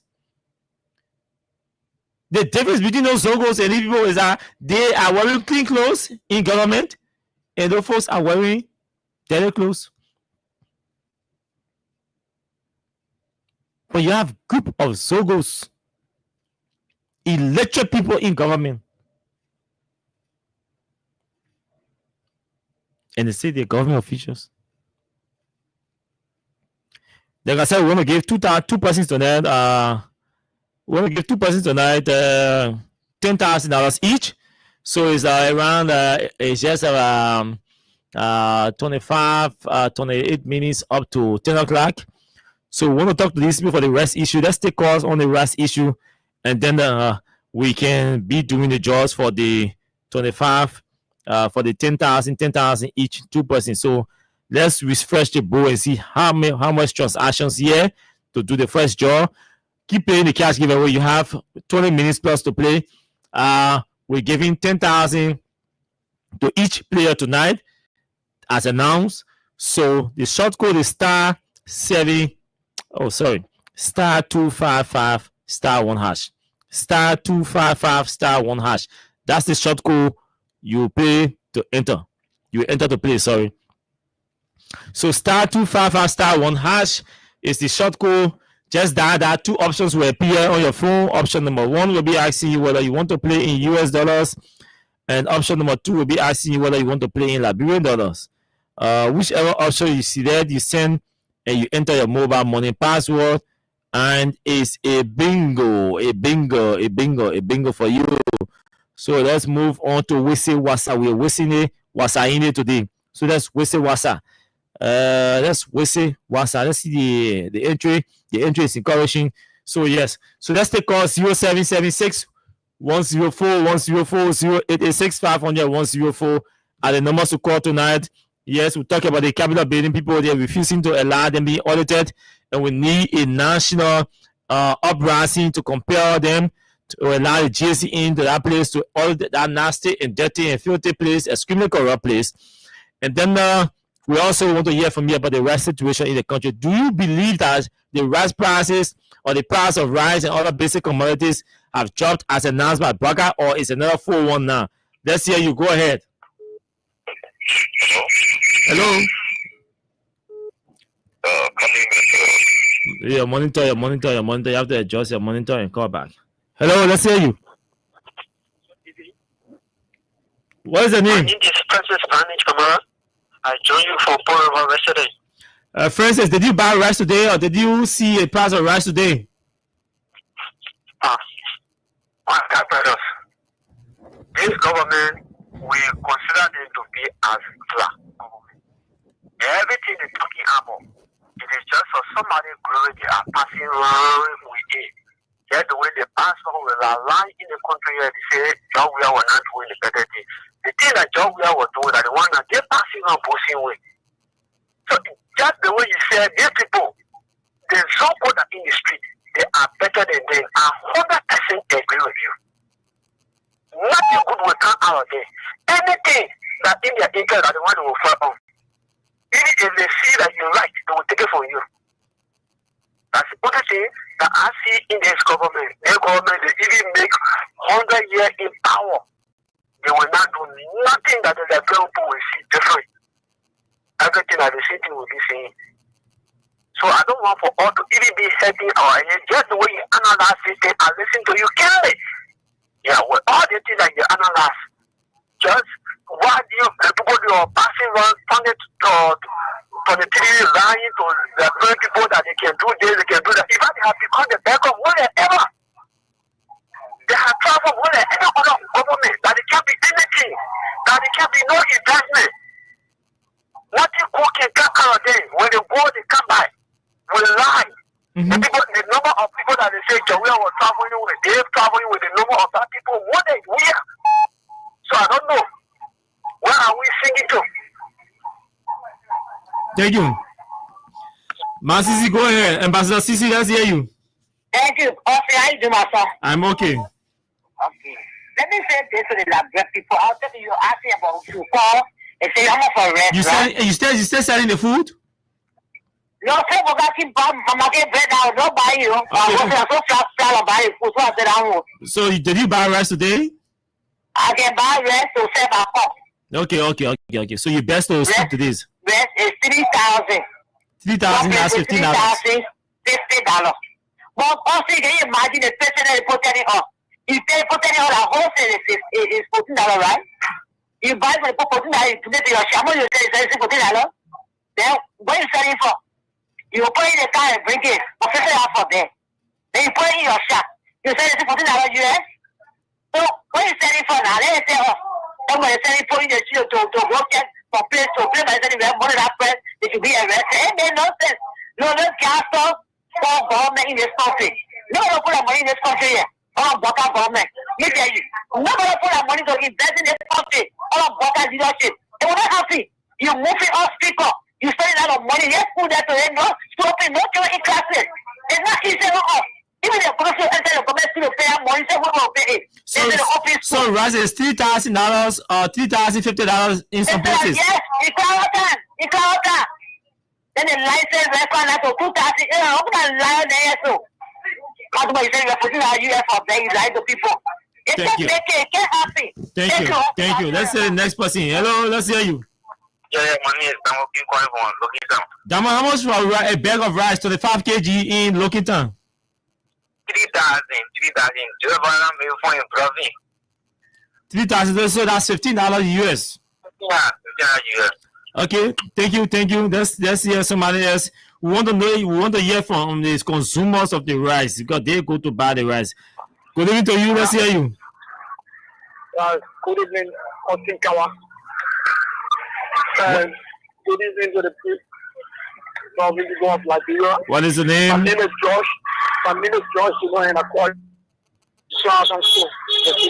Klati. Did you buy rice today, or how much is a bag of rice, 25 kg, being sold in Clarota? Yeah, because I said in one of the first I start Clawata because I always buying my wife Clawata. You got my dad always around there so that we can carry over. I got right money. But it was a fun. I had with the right seller argument. I'm over the right. He said $3,100. I don't know, but I thought I 2 inch. I thought the rest are 2 inch. What tell you about that 2 inch? The same president said the God first come down to $14 and the $14 I think it should be 2 inch like that.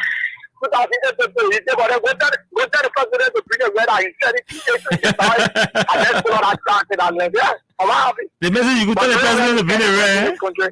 Now we are losing for the money for tickets. Nowhere. Thank you. Baga, you're looking for your own course.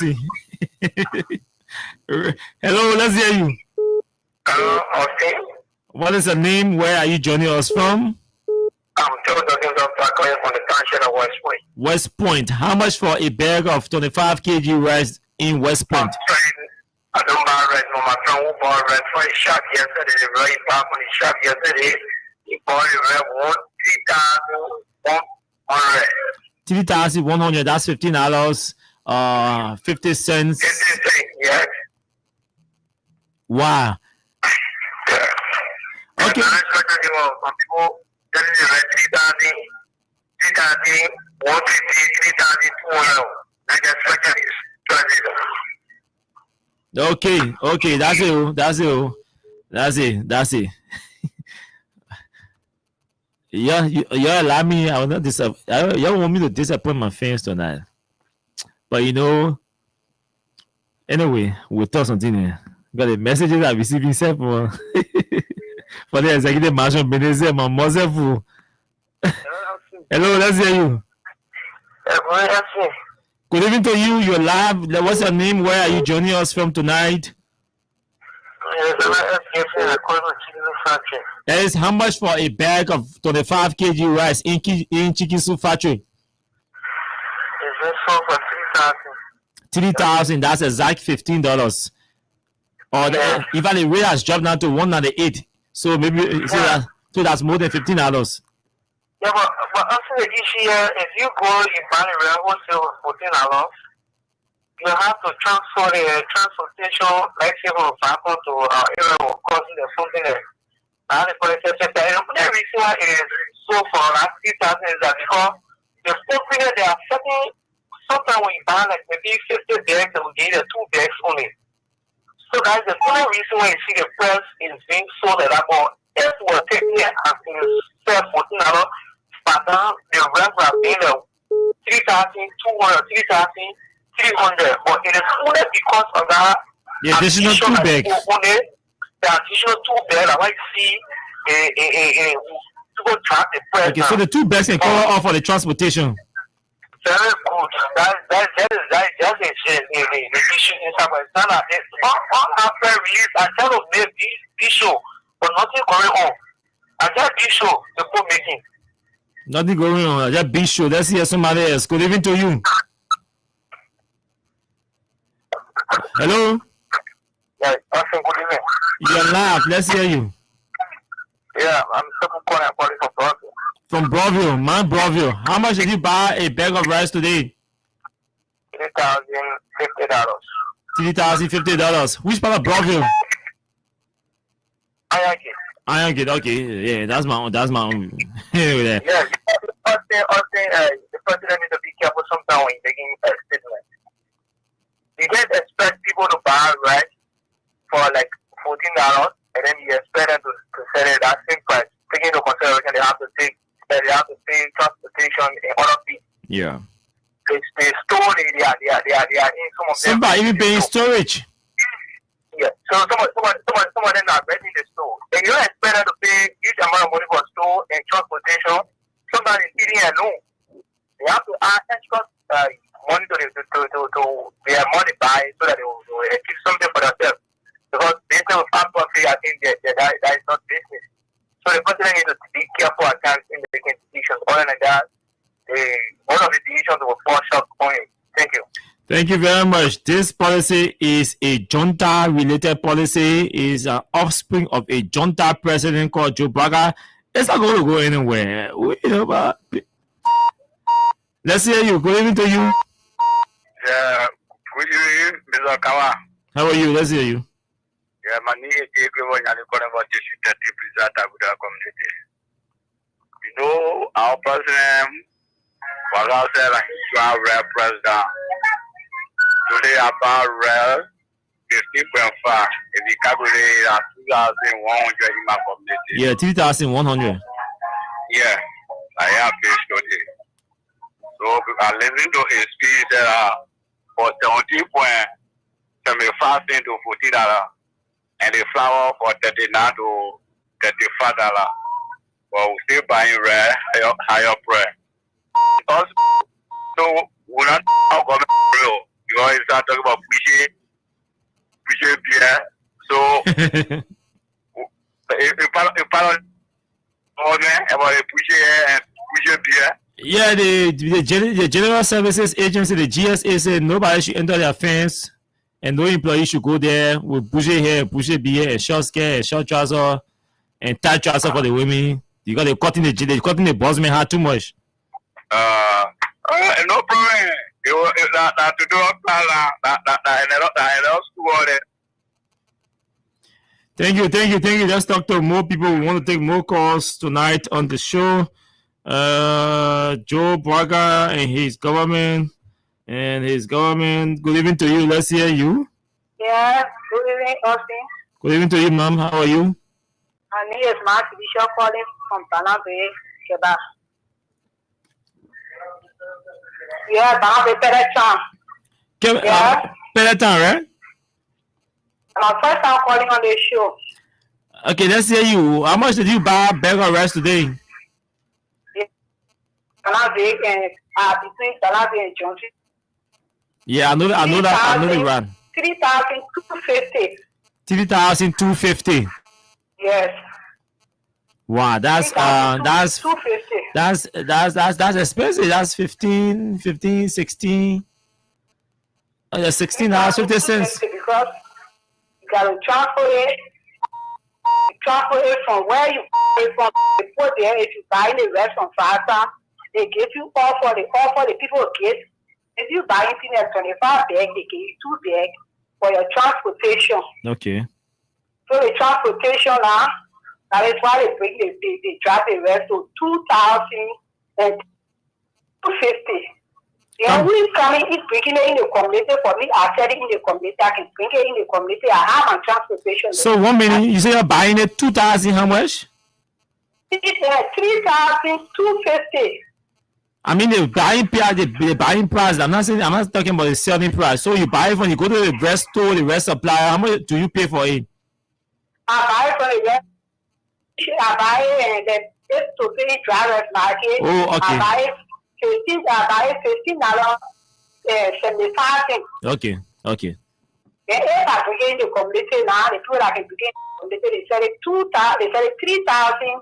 Yeah, 250. Some people sell it 3,350. Wow. So it means it's expensive in your area. They have it in your area. Johnson is the market. We come east out to 3 year college week. Yeah, I know what you're talking about. I know exactly what you're talking about. Okay, man. Okay, thank you. So, but when so the UP men scared to call to defend their own policy. Oh, the UP men scared to call and defend their own policy. The men said nobody is stupid here. We UP people, we are protesting already for jobs. The youths are protesting for jobs. The alliance political parties are also protesting for jobs and calling Baka and UP ungrateful Sanaman Swan. Then who come and go defend their policies? Those who are ministers and deputy ministers and assistant ministers, let them defend the policies and leave us alone. That's what the folks are saying in the UP. They are not defending any policies of the government. And they are clear. They say those who are appointed, those who have the government jobs, making their earning their fat salaries, should be the ones defending. But guess what? They do not have the moral voice to defend their policies. Because if the UP men calls here just now, everything is going to be right. Everything is sweet. Everything fine. And Liberians are suffering. So they will not listen to those who are employed in the government because they only defending their jobs.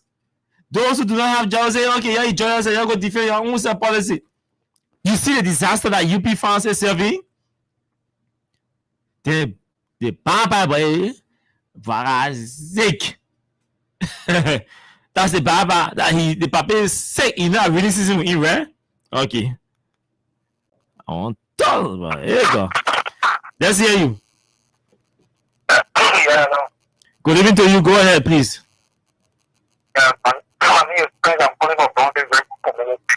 Broville, you say Ricks? I'm calling from Broville, Rainbow Community. Oh. Please go ahead from Rainbow Community. Yeah. Oh, my brother. You know, this government we know them to be a veteran government. You know what I mean? This government, it tends to laugh on the principle they and then it's not a laugh. It's a laugh on the top of the devil. So the principle, we already know what they are planting. Don't say what they pay rent again to the point that you're taking the rent at the phone, you're putting on market, people for $14. And after the rent penny, you think the best people will be that you will be so stupid to what's the rent at that price. After that rent penny. So the government already is coming to go with laughter and the principle and the line made the Bible better of the will not to be better of the company. That's all I have to say. Thank you very much. We can take we can take more calls. We can take more calls. Right time to take more calls to go before we leave from here. I want to read excerpt from this document from the Chinese government. The Chinese have actually given donated rights to the Liberian government. This is the attachment from the Ministry of Foreign Affairs addressed to Ibrahim Yang, who is the contact person for the government. Let's take two more calls and we'll come to this document. Hello. Good evening, Sergeant Austin Kawa. Good evening to you. Let's hear you. Where do you call from? PSI, Nigeria from Soul Clinic District 4. Soul Clinic. How much is a bag of 25 kg rice in Soul Clinic community?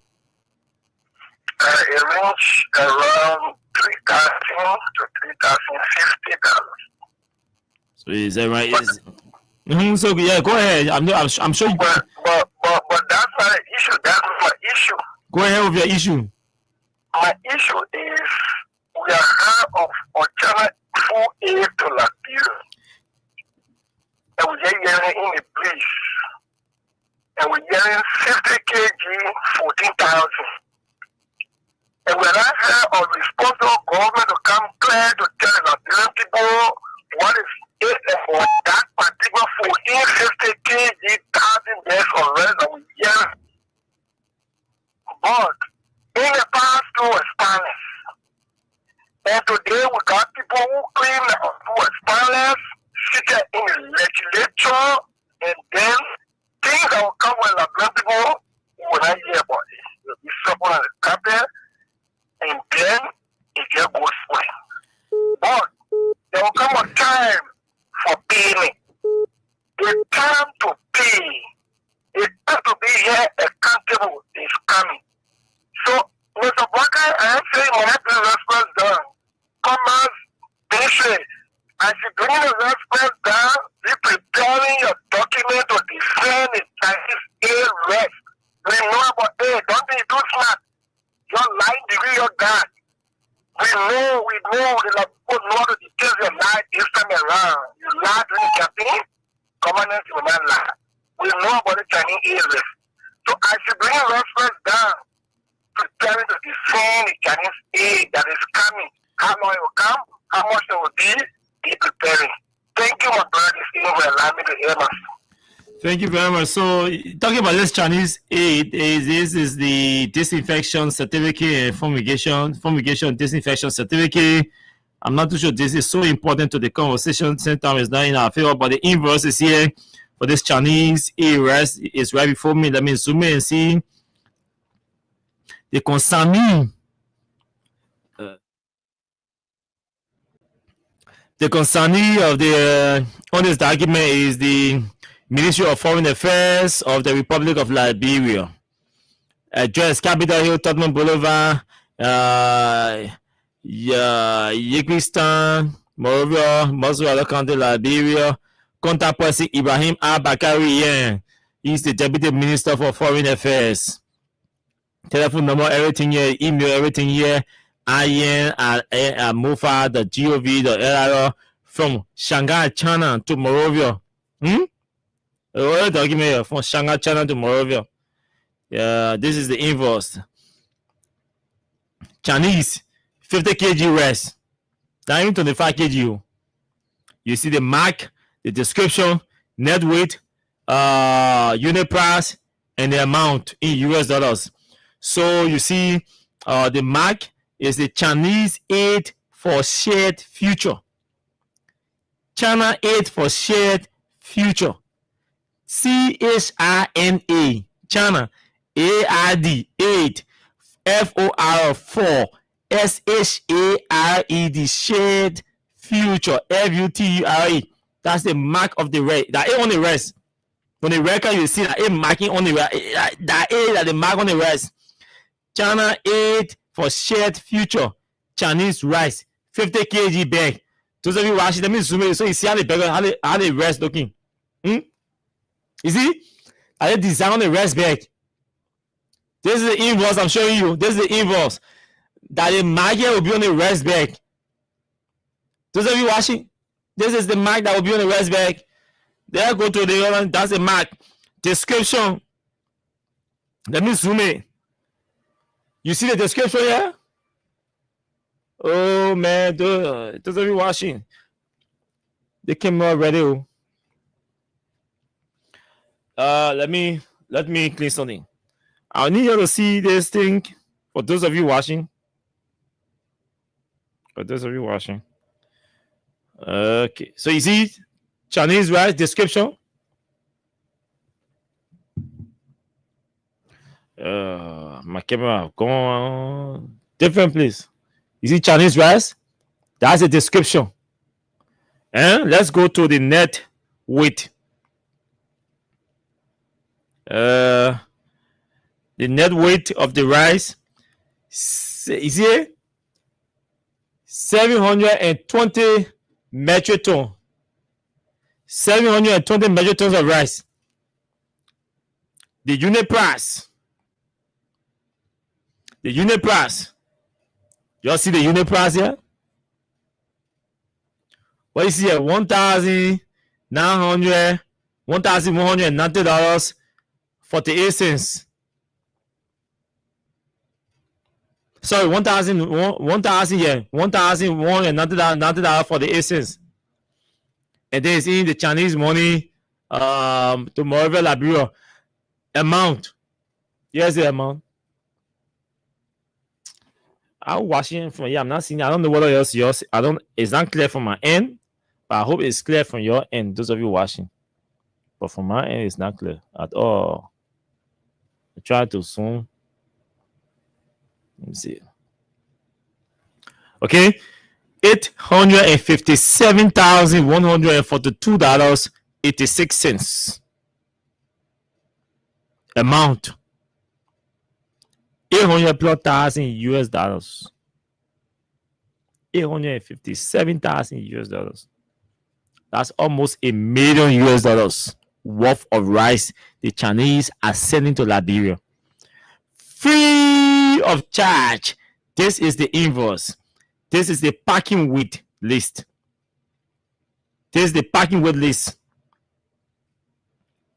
Date September 23rd, 2025. The packing weight list is dated September 23rd, 2025. September. We oh, sorry. Sorry. I just meant July. That's July 23rd, 2025. Sorry. So you see it? You see the date? When the packing, this is the packing list. They tell the people pack the rest to start shipping. That was the 23rd of July, 2025. You see? Description: Chinese rice quantity 14,400 bags. 14,400 bags of rice coming to Liberia, 720 metric tons. Gross weight, 721.872 metric tons. That's what coming to your country. Free rice coming. The government of Liberia refused to announce it to you. Why? We don't know. We don't know yet. But trust us, in the space of 24 hours, the next 24 hours, we get to know what the government is delaying to announce. But the thing we've already booked the news. It's already in the public, so now they will be compelled to come public with it. But this is it. That's the government we have, the responsible government. This is the responsible government. Somebody can give you free food for your citizens, then you hardly eat from them. You want to know that the Chinese gave the government free food for you. The Chinese government gave us free food. 14,000 people coming to the rain, get on a farm. Come and get on a farm.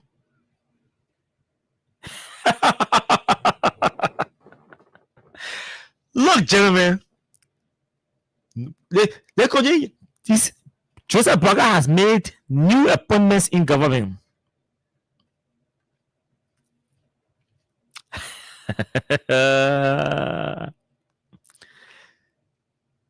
Guess who Burger has appointed, folks? Yo, guess who Joe Burger just appointed? Joseph Burger just appointed. Jenna, he just appointed. Yo, guess who Burger has appointed? Joe Burger has just made an appointment in government, series of appointments in government. I think about 3, 1, 2, 3, 4, 5. Joe Burger has just made 5 appointments in government. Y'all guess whose name is on the list? No Douglas. You missed the answer. Joe Burger just made an appointment. Do you all remember the Capital Benin Aso case when the Supreme Court ruled and they declared the action by the majority, so-called majority bloc as ultra virus?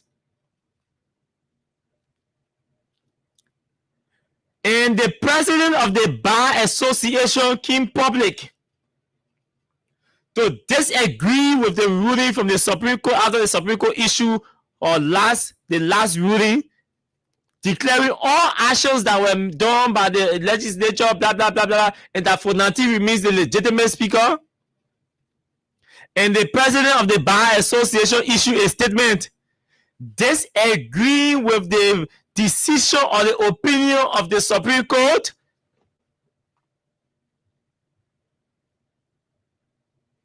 Do you remember?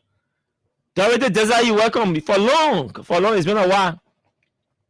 Do you remember that the president of the Bar Association issued a disagreement to the Supreme Court ruling?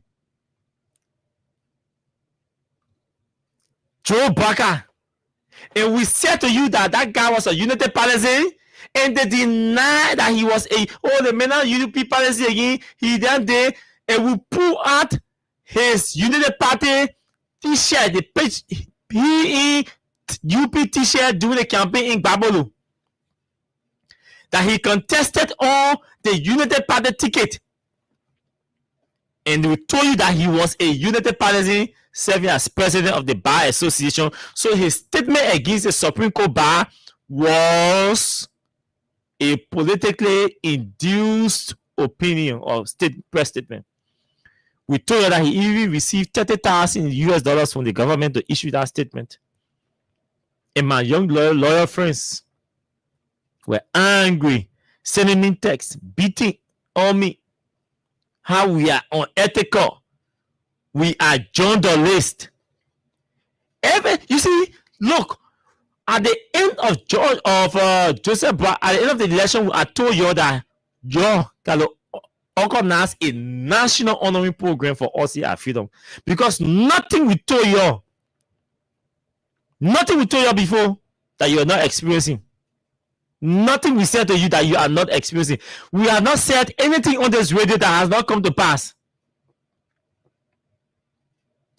We have not said anything about any individual in our lifetime that has not come to pass.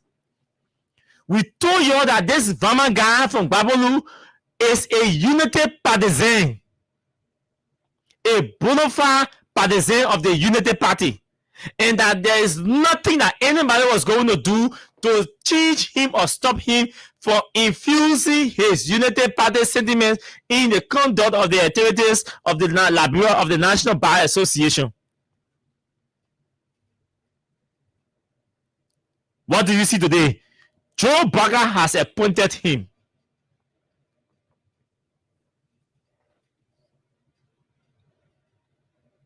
Joe Barker has appointed the president of the Liberia National Bar Association.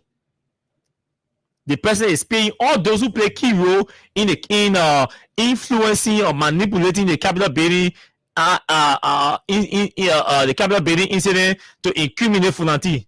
Joe Barker is paying all of them back. Let's check the list. When George Yamin Gbese came out and issued a clarity to the ultra-virus statement, and my man for the family called him King Jude Soccer. Then Vanish Shemo, who he holds loyalty to, call him in and say, my man, here's the deal. They will come retire. You have to, we know that all of you come in sign this opinion of the Supreme Court. But the only thing we need for you, don't sign. Issue a dissenting opinion. That's all we want. We will give you the seat as Chief Justice. Fanny Sherman did that negotiation with Yamin Gbese. He said, all we want, because they wanted controversy to keep Rachel Kun up there.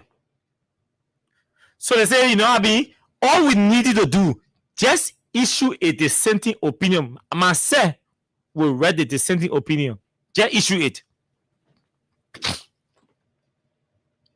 And that's how Fanny Sherman then wrote this dissenting opinion for Judge Yamin Gbese, for Justice Gbese. You saw how you were reading, stuttering, mispronouncing the words and everything. You could know that he did not write the opinion, his dissenting opinion.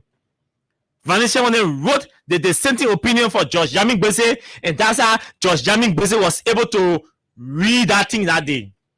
The paper was, we will make you Chief Justice. We said that on the radio here, right? What do you see today? He is Chief Justice.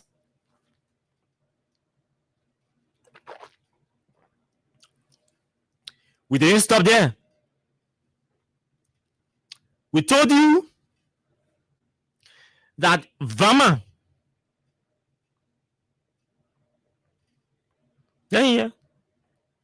Bono Vama.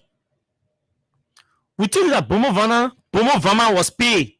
He was paid to issue a dissenting opinion or to disagree with the ruling from the Supreme Court. First time in the history of the Liberia National Bar Association for the president or the leadership to convene a press conference and disagreed with an opinion from the Supreme Court. We saw that. What are we seeing today? Today, we are witnessing the appointment of Bono Vama. Yes, for immediate release. Reckless and useless and irresponsible and sick-headed President Barker makes additional nominations and appointments in government. September 3rd, 2025. Those appointed or those nominated and appointed are Law Reform Commission, Councillor Bono M. Vama, Chairman. He's the president of the Bar Association. Our religious leaders are all in Barker pockets. The lawyers that are supposed to be independent, they're in Barker's pockets. The courts that are supposed to be independent, they're in Barker's pockets. The legislature that is supposed to be independent, it is in Barker's. If I don't Barker saying that on them, on it. That about the list, the Zogos, We have 3 group of Sogos in the government. The first, the biggest group of Sogos, they sitting now in Capitol building. The second group of Sogos, they are seated in the executive mansion. The third group is seated in the judiciary. Yes. Group of Sogos wearing clean clothes. See the kind of decision. The president of the Bar Association will disagreed with an opinion from the Supreme Court. Now they're sending him at the Law Reform Commission to go do what in there? To go make your own money. Elephant meat. Go eat your own.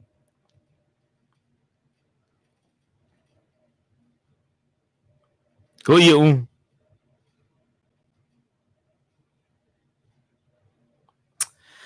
I go home, man. I'm sick. I'm sick. Yeah. What? Jesus.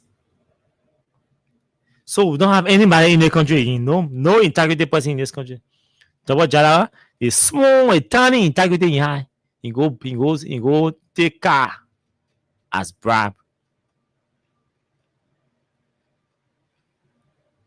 Talking about Double Jala. If he buy for it next week. Next week, me Double Jala for it.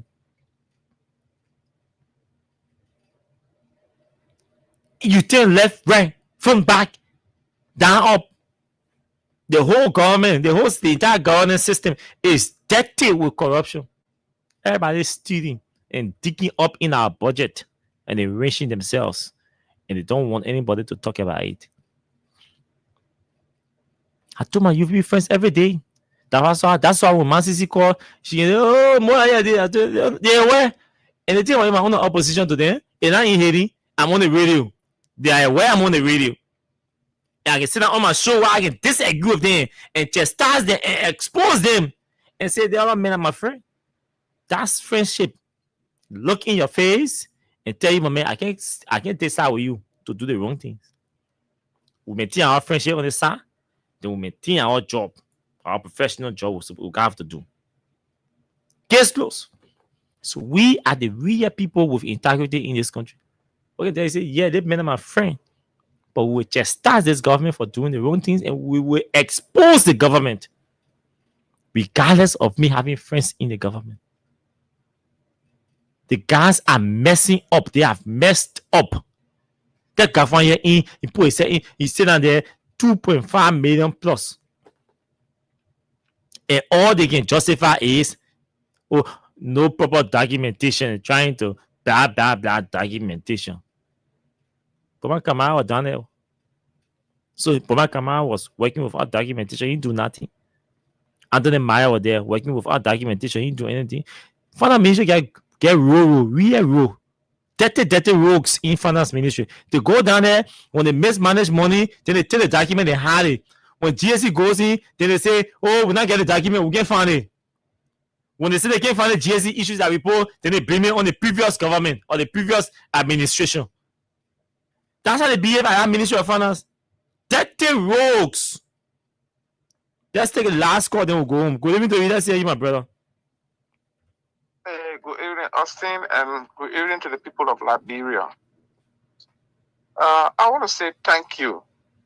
Austin, like you said, the people will honor you people. Because, for me, I knew that guy, Varma, was going to be rewarded. It's just unfortunate that they didn't appoint him as Associate Justice. I'm telling you. For me, that's what I expected. Because that was the position he wanted. He wanted to be an Associate Justice of the Supreme Court. Look, Austin, Sunday Justice of Bombay County. The day Sunday Justice went on Punch FM and said, anybody calls President Buckeye, I will go on the radio and call your man. The next day, what happened to him? He started crying. He said, the UP government. So it means that, he's more ungrateful. Yeah. So this the next day they appointed him. So this is This old man is only, he has shown Liberians that indeed he not come for peace. Like I will always say on the radio when I call, and let my name be gone forth. My name is Musa G. Brown. The G stand for White. I'm from both Bonny County and Grand Cape County. Look, Joseph Boakai is wicked, and that disaster will go on he and his great generation that he will leave behind. That wickedness, that old man is very wicked.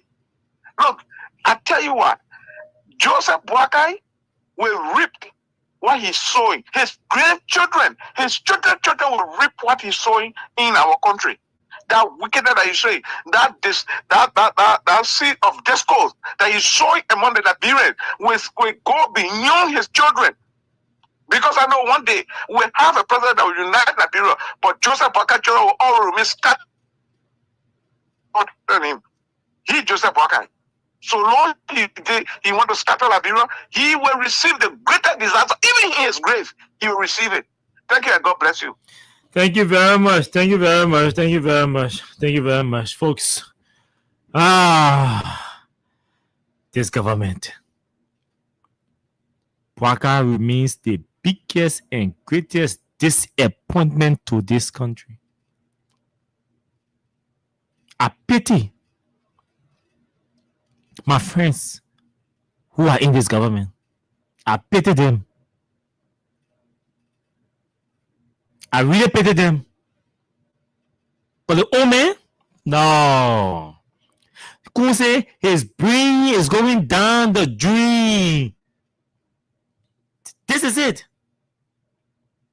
This is what Jeremiah Kun was talking about. And you all ignore us. 20,000 human beings ignore us and risk our country to this disaster called Joe Boakai. He risked our country for 6 years, 6 freaking years, and deposited our country in a broken hand, a man with broken arms, a man whose arms cannot even wink for more than 2 seconds, cannot hold anything for more than 2 seconds. You touch our country in his hand, and you expect any result? You see the mess?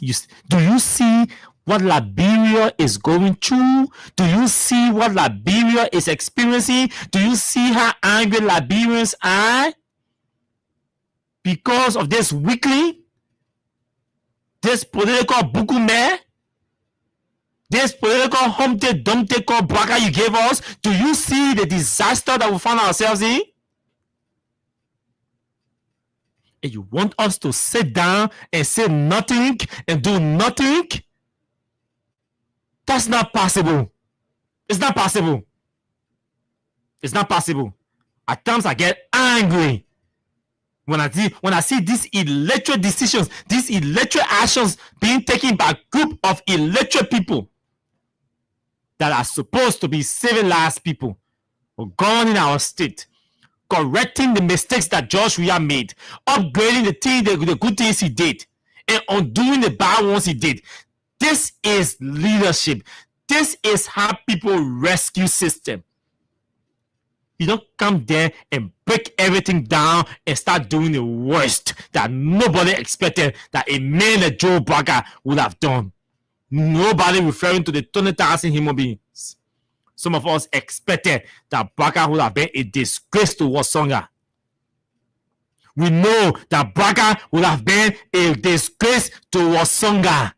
We knew that Boakai would have been a disgrace to Lofa, a disgrace to the Baptist Church. So it is not strange to us. What is strange is the fact that you Liberians, or some of you Liberians, are still sitting and believing that this old man with nothing sound to do will develop or make progress or change this country. That's what disappointing, that some of you still think that Joe Boakai can change the narratives. You must be joking. Joe can do anything. He's weary. He's weary. But I leave you with a portion of a famous hymn in the United Methodist Church. Stand by me. And this portion of this song is for all of you, seditious and reactions. This is my favorite line in that song, Stand by me. When I've done my best I can, and my friends misunderstand, thou who knowest all about me, stand by me. That's my favorite line in that song. When I've done my best I can, and my friends misunderstand, thou who knowest all about me, stand by me. We stand with George Weah, folks. God bless all of you. We stand with George Weah. We stand with George Weah. Cap with a J, no side G. International baby. They say they want new press, so we gave them the. Thank you. Thanks to all of you for watching. Thanks to all of you for listening. Thanks to all of you for the exchanges on all the laugh. By the grace of God, we shall be back here tomorrow to continue our engagement. Keep us in your prayers, because we have to be strong and brave to face these oppressors. They are wicked, they are terrible. Until we see tomorrow, do have yourselves pleasant moments in your respective areas. My name is Austin Kawa. Bye-bye. We gave them the new press,